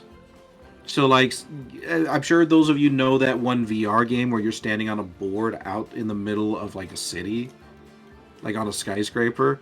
Like, that shit, like, I'm not going to go run screaming, but that shit makes me so uncomfortable. I don't like unsecured heights either. I don't like heights, period. Yeah. For me, it's not just heights, it's shaky heights. It's like, I mean, I'll climb up that house or whatever, but as soon as that ladder goes a shaking, I'm like, oh god, no. Yeah, no. This is how I die. Yeah, same Wygon. Though I also will not climb onto a sloped roof because I don't really like the feeling of being on a an unsecured roof that you easily slide off of. Mm-hmm. It's not supposed to go at an angle. Oh, I mean, there are plenty of roofs that some of them do go at an angle for, like, say, snow, for example. Because if they keep that wide, flat roof, as I'm sure people can probably guess, the snow wave can eventually cause the roof to collapse, so they need it to slide off. Which makes for a very interesting issue when it comes to getting out of your work, or going to work in the morning and getting out your front door to a literal, like, 8-foot pile of snow. I live in an area that rarely snows, but all the roofs here are not flat, they're sloped.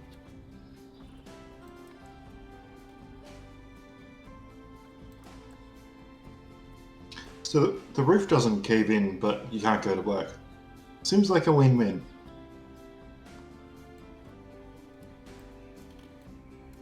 Especially if your freezer goes out for at least for a while. Mm-hmm. I don't know, if you've got like an 8-foot pile of snow blocking you, then probably suffice to say, I think it's okay if work, says it's all right. You don't have to come in. Mm. You can't even drive your car if you can find it. Nah, just dig a tunnel through the snow, freaking Great Escape style. You know the number one cause of injuries during the winter season is actually heart attacks from shoveling snow. I can believe it.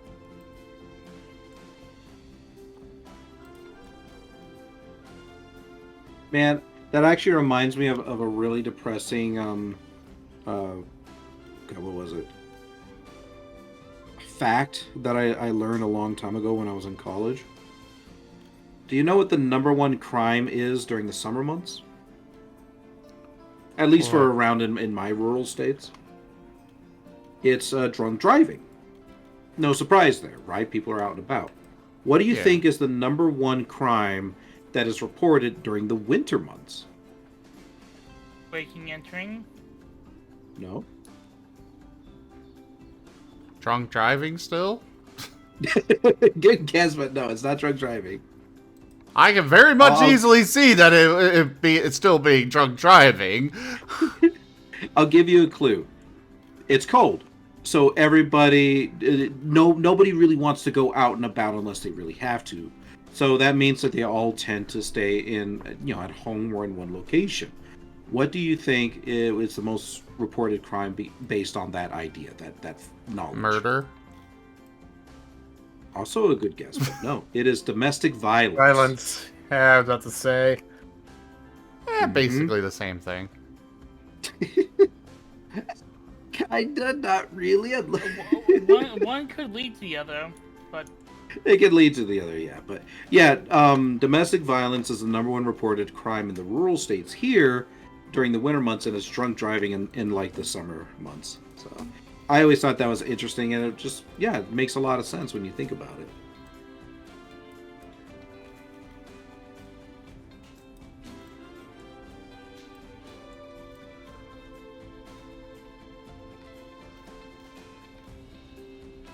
Wait, why is this one different? No! Stop being different! You were fine before! I'm different. Ah!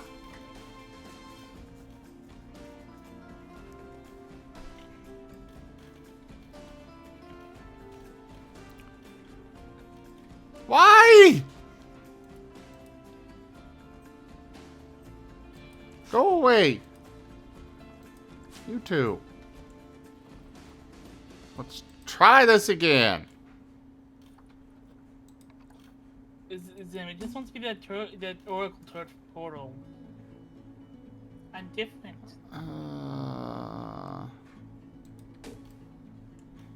I don't give a shit. I don't want it to be.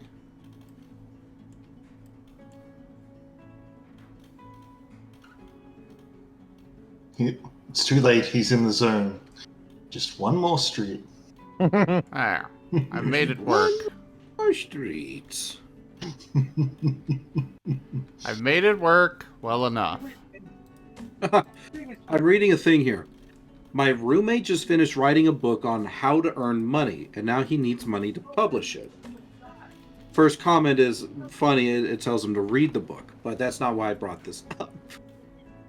This reminds me of a book I remember seeing on Amazon that literally said how to earn $1,000 easy or something like that. Can you guess what the price of the book was? $1,000? Yes, it was. I have no idea if anybody, fell for that or were amused enough to go for it. But damn. I kind of wish I had thought of that. It must be some book. I really hope that they went to a lot of effort making it an amazing book just in case someone actually went for it.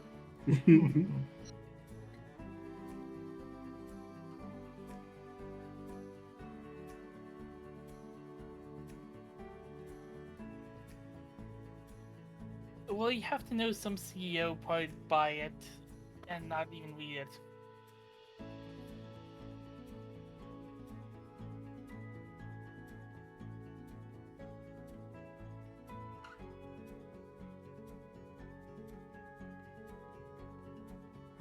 Also, Ash, do you used to go by Odd Socks, or am I mistaken with someone else?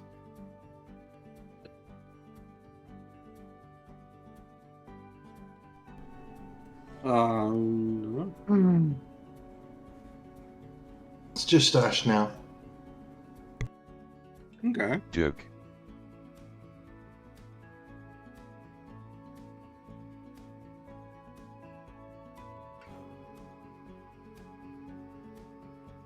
I wasn't saying that you Let's name just drop it, Ash. please.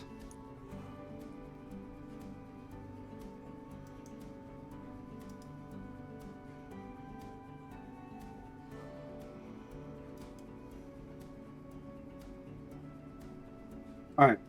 Here's the next topic for you all, and then we'll get on to the next chapter. Woo! What is and I'm bringing up this topic because of the last chapter. What do you think is the biggest animal you could take in a fist fight? A shark?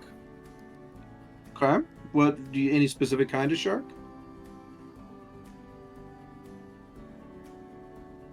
Just a shark. I know how to defeat him. That's why. Okay. In my current shape, probably nothing more than maybe a squirrel. Fair enough. Gluttony says they think a dog for them. I'm guessing like just kind of an average dog. You want For to know me- you want to know why I said shark? Well, you just said you could defeat them, so I assume that was the reason. If you punch them on the nose, they'll run away or swim away. Mm-hmm. What about you, Zim? I'm still thinking of mine.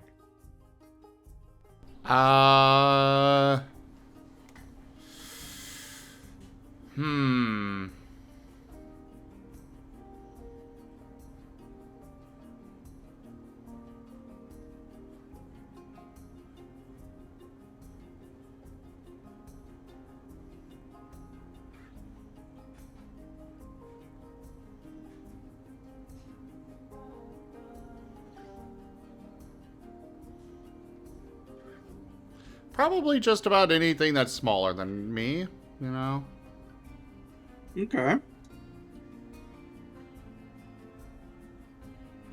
For me, I'm gonna say the largest animal I could probably take in a fist fight is maybe a badger.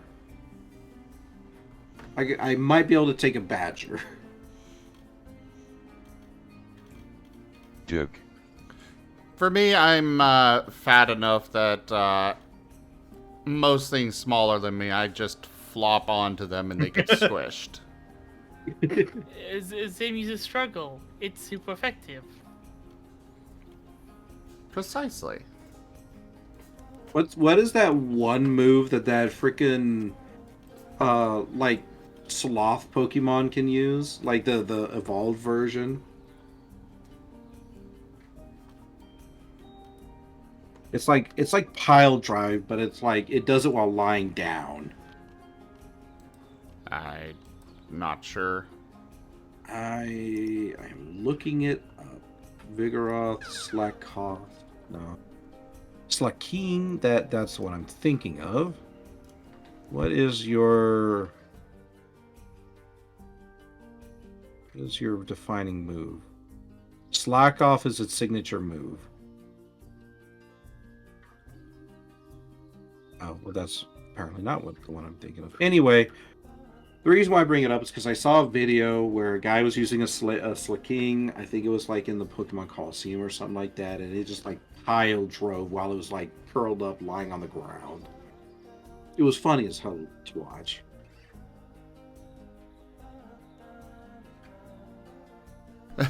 Nice, Glutty. You got double chocolate chip cookies? That's awesome.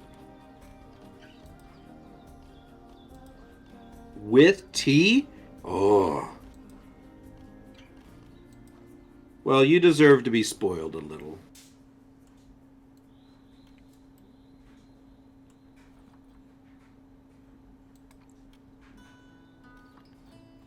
All right, with that topic now out of the way, did your chat say anything, Zim?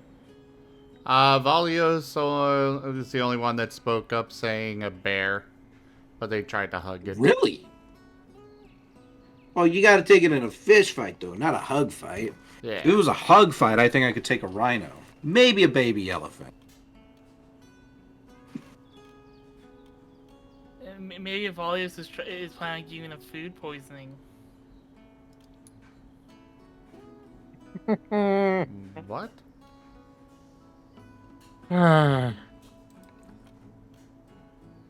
Maybe Valius is planning on giving the bear food poisoning. Poisoning. Oh, the bear. All right, moving on to the next chapter. Let's see how long this one is. All right, it's not too long. All right, everyone ready? Yep. All right. Chapter 19. From out in the hallway, there came a scream that no human throat could have made. A sound of such fury and insane anger that it made my stomach roil and my gut shake. Gunfire erupted, not in a rattling series of individual detonations, but in a roar of furious thunder.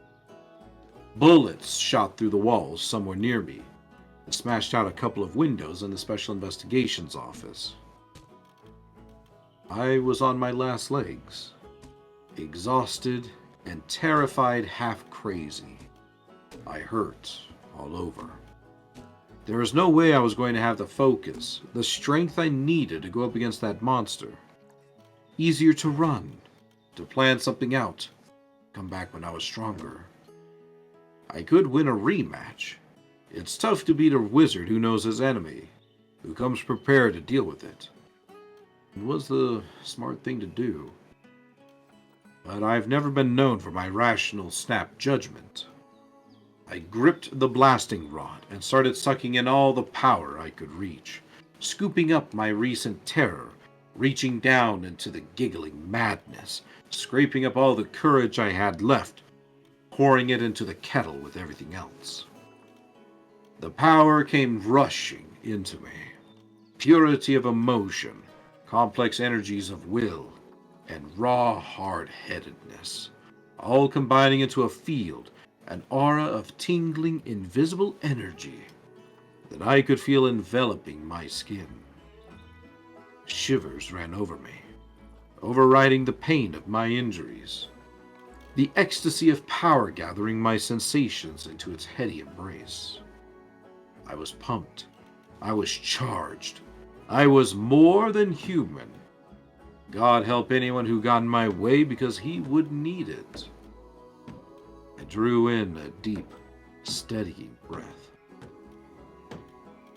And then I simply turned to the wall, pointed my rod at it, and snarled, "Fuego."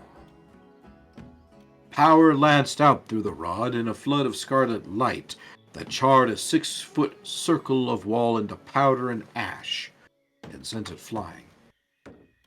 I stepped through it, wishing for my duster for a second, just for the cool effect it would have.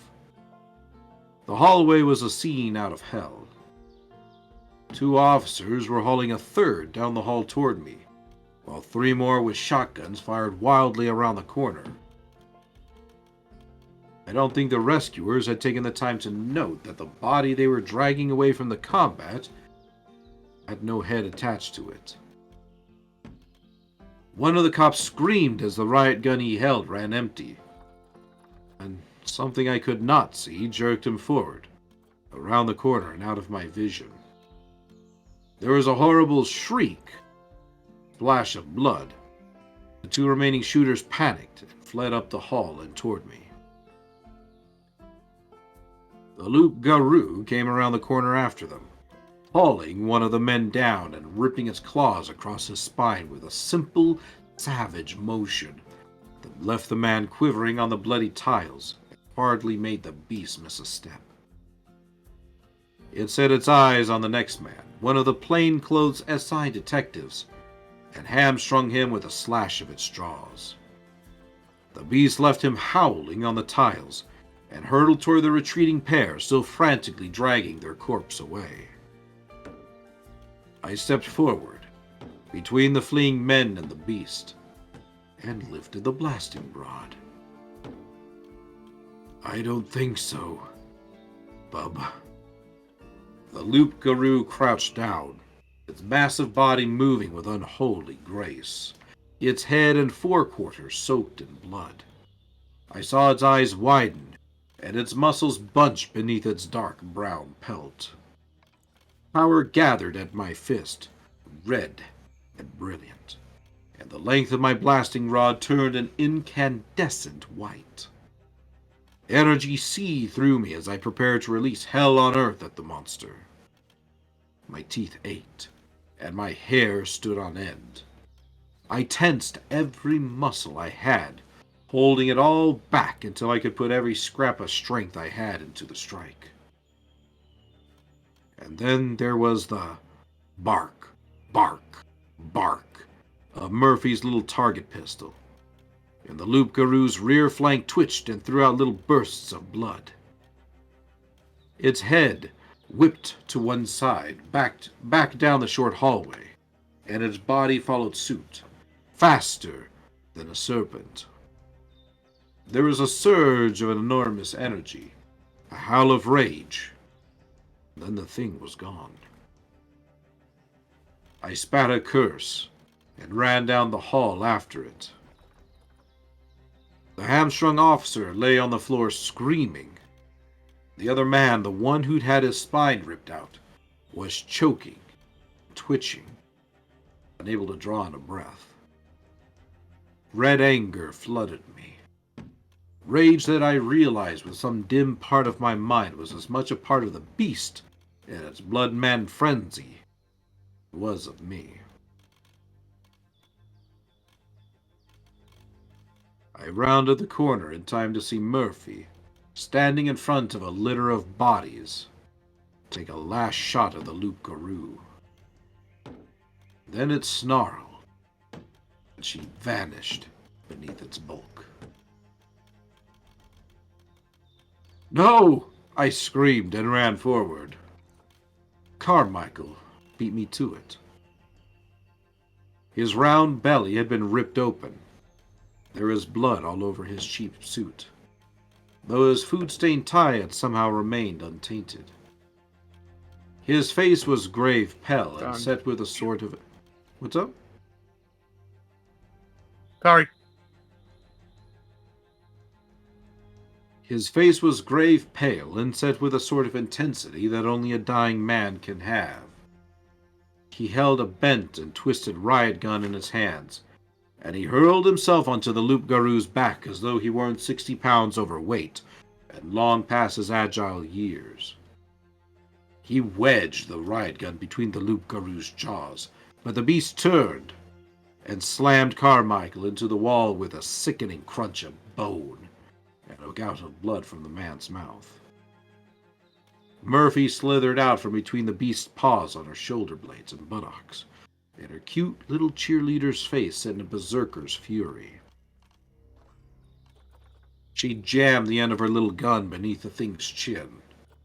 I saw her hands convulse on the trigger, but instead of a flash of light and a dead loup-garou, there was only the whooping of the alarm, look of surprise on Murphy's face.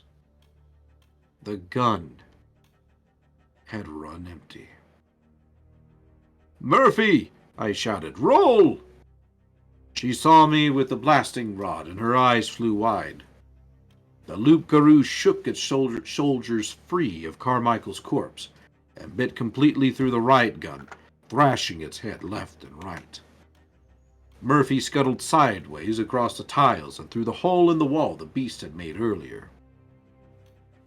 It took one snap at her, and then whipped its head around to snarl at me. I saw the crimson light reflected in its eyes as I focused every bit of fury in the world on the tip of my rod and shouted, "Fuego!" I saw the reflected image in the beast's eyes brighten to nuclear white in front of a tall, lean figure of black shadow. Saw the flood of energy as big around as my hips rush down the hall like a lance of red lightning and hammer into the beast. Sound rushed along with it. A mountain's roar that made the gunshots and screams of the evening seem like a child's whispers in comparison. The power lifted the loup-garou, hurtling over the wounded figures moaning on the floor, down the hall, into holding, through the security door, through the cell door immediately across from it, and then through the brick exterior wall of the building, out into the Chicago night. But it wasn't over yet. The lance of power carried the loup-garou across the street, through the windows of the condemned building across from the station, and through a series of walls within, each one shattering with a red brick roar. Before the red fire died away, I could see the far side of the building across the street, and the lights of the next block over through the hole the loup-garou had made. I stood in a blood-splattered hallway filled with the moans of the wounded, the wail of the escape alarm. The sounds of emergency vehicles drifted into the building through the ragged hole in the wall. A slender young black man stood up from the floor of the cell the loup-garou had smashed through and gawked at the hole in the wall, then followed the destruction back down the hallway to where I stood. "Damn," he said, and it had the same hushed tone to it as a holy word. Murphy struggled out of the hole in the wall to pitch down on the floor of the hallway, gasping. I could see the bulge of bone warping out of the skin on her lower arm where it had been snapped, somehow. She lay white-faced and gasping, staring at Carmichael's crushed body. For a moment, I couldn't do anything but stand there gawking. There was another hole in the wall, where the loup-garou must have crashed back into the hall, putting itself between the two groups of policemen, where they couldn't risk shooting at it without hitting one another. Or maybe they had. Some of the men who were down looked as though they had bullet wounds. From outside, over the sirens and the moans and the noise of a city night, I heard a long, furious howl. "You've got to be kidding me," I breathed. My limbs felt like bruised jelly, but I turned to limp back around the corner and found Rudy there, staring, a paper cup in one hand and the Snoopy doll in the other. I took both from him and stalked back into the hallway, to the second hole the loup-garou had made. I found what I was looking for at once. Blood on the inside of the hole in the wall, where the beast had plowed through it. The loup-garou's blood was thicker, darker than human fluids, and I scooped it into the paper cup before going back into the hallway.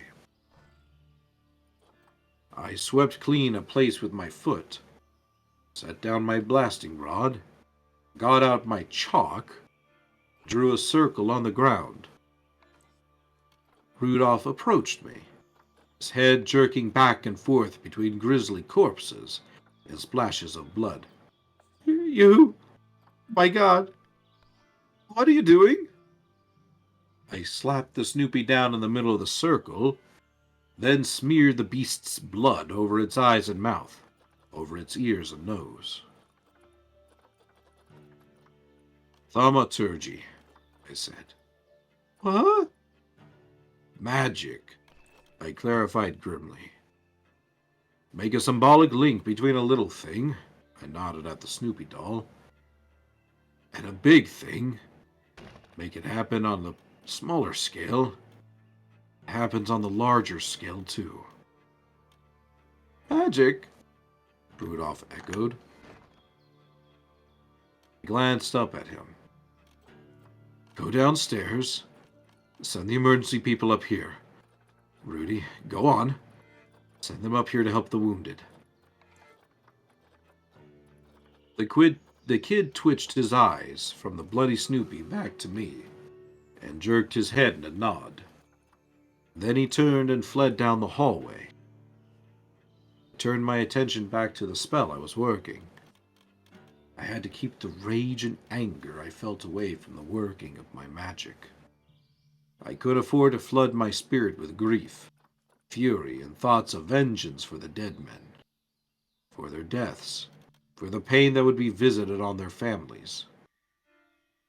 God is my witness. I wanted nothing more than to try to set that thing afire and hear it burn somewhere outside. I tried to remind myself that it wasn't Macfin's fault. He was under a curse, not to blame. Killing him wouldn't bring back any of the dead men in these bloody hallways. But I could keep more men from dying tonight. And I could do that without killing him. In retrospect, it was just as well that I didn't try to murder Macfin. Magic like that takes a lot of energy, certainly more than I had. I would probably have killed myself in the effort to finish off the Loup Garou. Not to mention that the council would get their feathers ruffled by the concept. Even though, technically, Macfin wasn't a human being at the moment. Killing monsters isn't nearly as much of an issue with the council. They don't hold with equal opportunity mercy. Instead, as my vision started to fade, I began to chant nonsense syllables in a low musical refrain, focusing the energy I would need inside the circle I had closed around me. It wasn't later that I would realize that I was babbling a chant of Briacha, Ubrius, Ubrium, to the Peanuts theme music. I tore off a strip of my own bloody jumpsuit and bound it across the Snoopy's eyes, its ears. I bound up the ends of its fuzzy, cute little paws, and its mouth as though muzzling it. I felt the spell grow and prepare itself, and when it was ready, I released the power, broke the circle, feeling it flow out into the night. Following the blood back to the Loup Garou, winding itself about the creature, blinding its eyes, fouling its ears, lashing around its jaws and forcing them shut, crippling its taloned paws. The spell would hamper and confuse the beast, hopefully drive it to ground where no one could disturb it, keep it from venting its rage upon the people of the city. And it would last until dawn. The energy flowed out of me feeling empty, exhausted, dizzy. And then people were all around me. Emergency folk in uniforms, cops and paramedics and firemen, oh my. I stood up from my circle, grabbed my blasting rod, and shambled off blindly. I walked past Carmichael's corpse, stunned. Murphy was rocking back and forth over it, weeping, shaking, while a man tried to slide a blanket over her shoulders. She didn't notice me. Carmichael looked relaxed in death. I wondered for a minute if he had a family, a wife who would miss him. He died saving Murphy from the beast. He'd died a hero. It seemed so empty to me at that moment. Meaningless to be a hero. I felt burned on the inside, though the fire I had hurled at the creature had scoured away all the gentle feelings that had been there, and left a fallow ground behind where only red emotions could flourish. I stumbled past Murphy and Carmichael, and turned to walk out of the building, dimly realizing that in the confusion I might actually have fair odds of making it back outside. Tara and Susan would be waiting in the car. No one tried to stop me.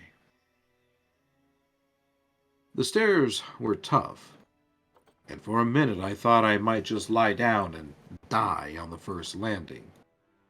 But a helpful old fireman lent me a hand down to the first floor, asking me several times if I needed a doctor. I assured him that I was fine, prayed that he didn't notice the handcuffs still dangling from either wrist. He didn't. He was as wide around the eyes as everyone else, stunned. Outside was chaos. Police were struggling to establish some sort of order. I saw a couple of news vans rolling up the street, while other people crowded around trying to see. I stood in the door, dismayed, trying to remember how to walk down the steps. And then someone warm and gentle was at my side. Taking some of my weight, I let her have it and closed my eyes. I smelled Susan's hair when I inhaled, and it made me want to wail and hold on to her, to try to explain what I had seen, to try to clean the stains from inside my head. All that came out was a little choking sound. I heard Susan speak to someone else, and another person got on the other side of me, helped me down the stairs. Tara, I thought. I dimly remember them guiding me through the hectic area in front of the police station, around ambulances and shouting men, around policemen who were trying to get the bystanders to move away. I heard Susan explain to someone that I was drunk. Finally, there was quiet. And then we were moving among cars in a parking lot. Cool light gleaming on cool metal shapes. Cool rain coming down on my head, my hair. I tilted my face up to feel the rain. And everything swam crazily. "I got you, Harry," Susan murmured against my ear. "Just relax. Got you. Just relax."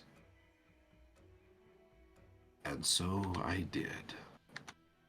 That is the end of chapter 19.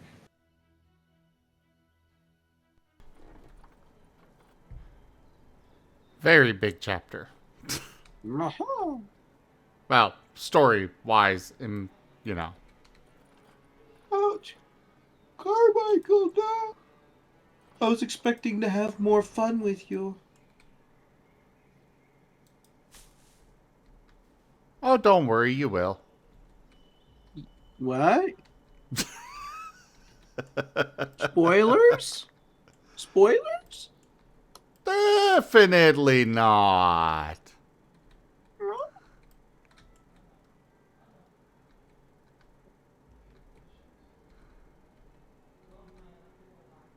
You broke the new Vampire Survivors update? Oh no. It's not like that world has necromancers, right? Maybe. I definitely like the Garou. Of course you do. Yeah. Hi, everybody. Hello there, darling. Hello. That's a nice word. Rex is a good boy. Hey, Hey there, Rex. mine to call that. Oh, y'all possessive. You know you share. I'm a good boy to everybody. Good boy. Being a good boy. Being cool. Spreading good vibes. I am yours, yeah. Yeah. I'm not saying they're not your good. I'm not saying they're not your familiar. I'm just saying they're a good boy. I appreciate it. Nah, Zim's just hitting me with criticals. He knows what he's doing. I finished up all my stuff. I'm good to rock for whatever we're doing tonight. I'm also just good just to enjoy this. I'm making a nice little castle there. Oh, okay. Not really a castle, it's just my attempt at making something that's nice. It looks nice. I like it. So Rex, do you hear what happened with the werewolf in the Dresden Files? I caught the tail end of it. Seemed like they were fighting, and yeah, it got pretty interesting from the sounds of it. I don't know. I just read it. I don't pay attention. Uh-huh. Honestly, sounds like it's not your first time reading it. Second? It honestly sounds like it's not your first time reading it. Oh, it is. Yeah, they just know how to read. Like, really good. Well, yeah, no, I've never read this book or this series in ever before. That's why sometimes I'll catch little mistakes if for people who are paying attention that I do. Things like, oh shit. Like for example, one of the mistakes you'll sometimes hear is where I accidentally put a word in to what I'm saying that is actually read in the next sentence, and that's because while I'm reading, while I'm doing the vocal reading, I'm also reading ahead, so I can anticipate characters and scenes and stuff like that to prepare it for the voice. Oh, okay. So sometimes I make mistakes on that because I'm essentially doing two tasks at once. That makes sense.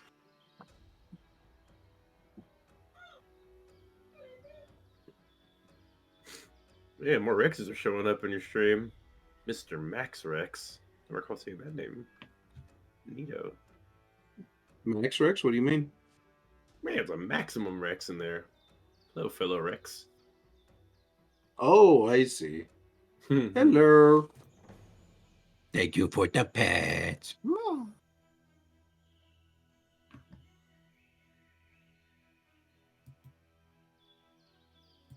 Oh, are you still live, Ragon? Yeah, I'm still live. Why? Let's make sure I'm lurking over there too. Yeah, go for it. My chat isn't very active right now, but it doesn't tend to be when I do narrations, and it's been a bit of a struggle for the past couple days or so. But people still show up and they still chat, which I always appreciate. Yeah, it's just this time of year. A lot of people get socialed out and such, or they're just hermiting in preparation for being socialed out, and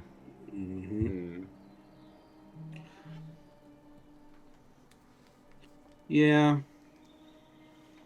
I'm hoping as soon as I can get to the new place and eventually get a second PC, some of that will kind of reverse, because then some of the simple shit that I mistakes and issues on my stream will kind of start to dissipate a bit.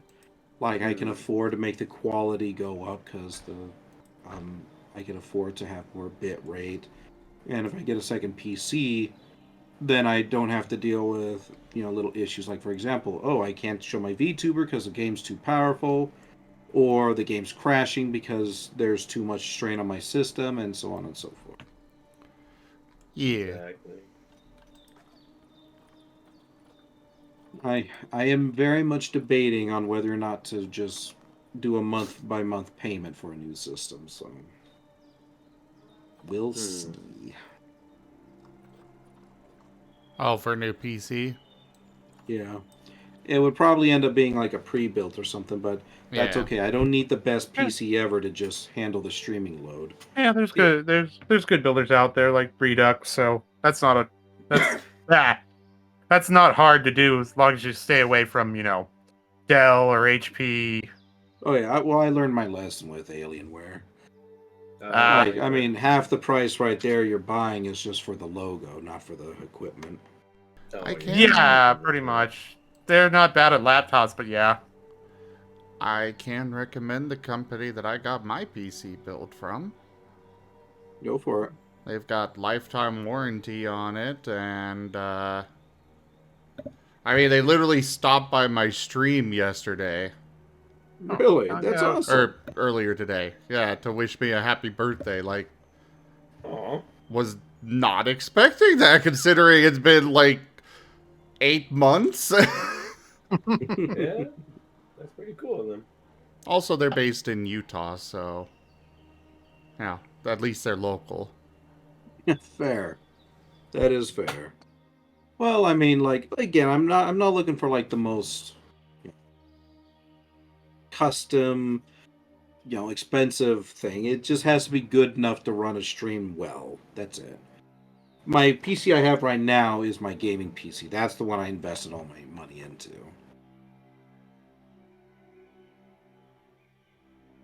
But yeah, I mean, if anybody's willing to help me actually, build a computer, and if they allow them a month-to-month payment, I'd be more than happy to try them out. Duke. Because I do have enough money to outright buy a PC right now, but I have to anticipate, like, okay, what if the job doesn't turn out? I need to have at least a little bit in savings to pay the next couple months' rent while I figure something out. Yeah. But, would you like to do more reading tonight, or you want to do some Tower Unite, or? I'd be game for some Tower Unite. I think we've reached a good spot to stop with the reading. Yeah. And then when we pick up again, we'll be in a good position.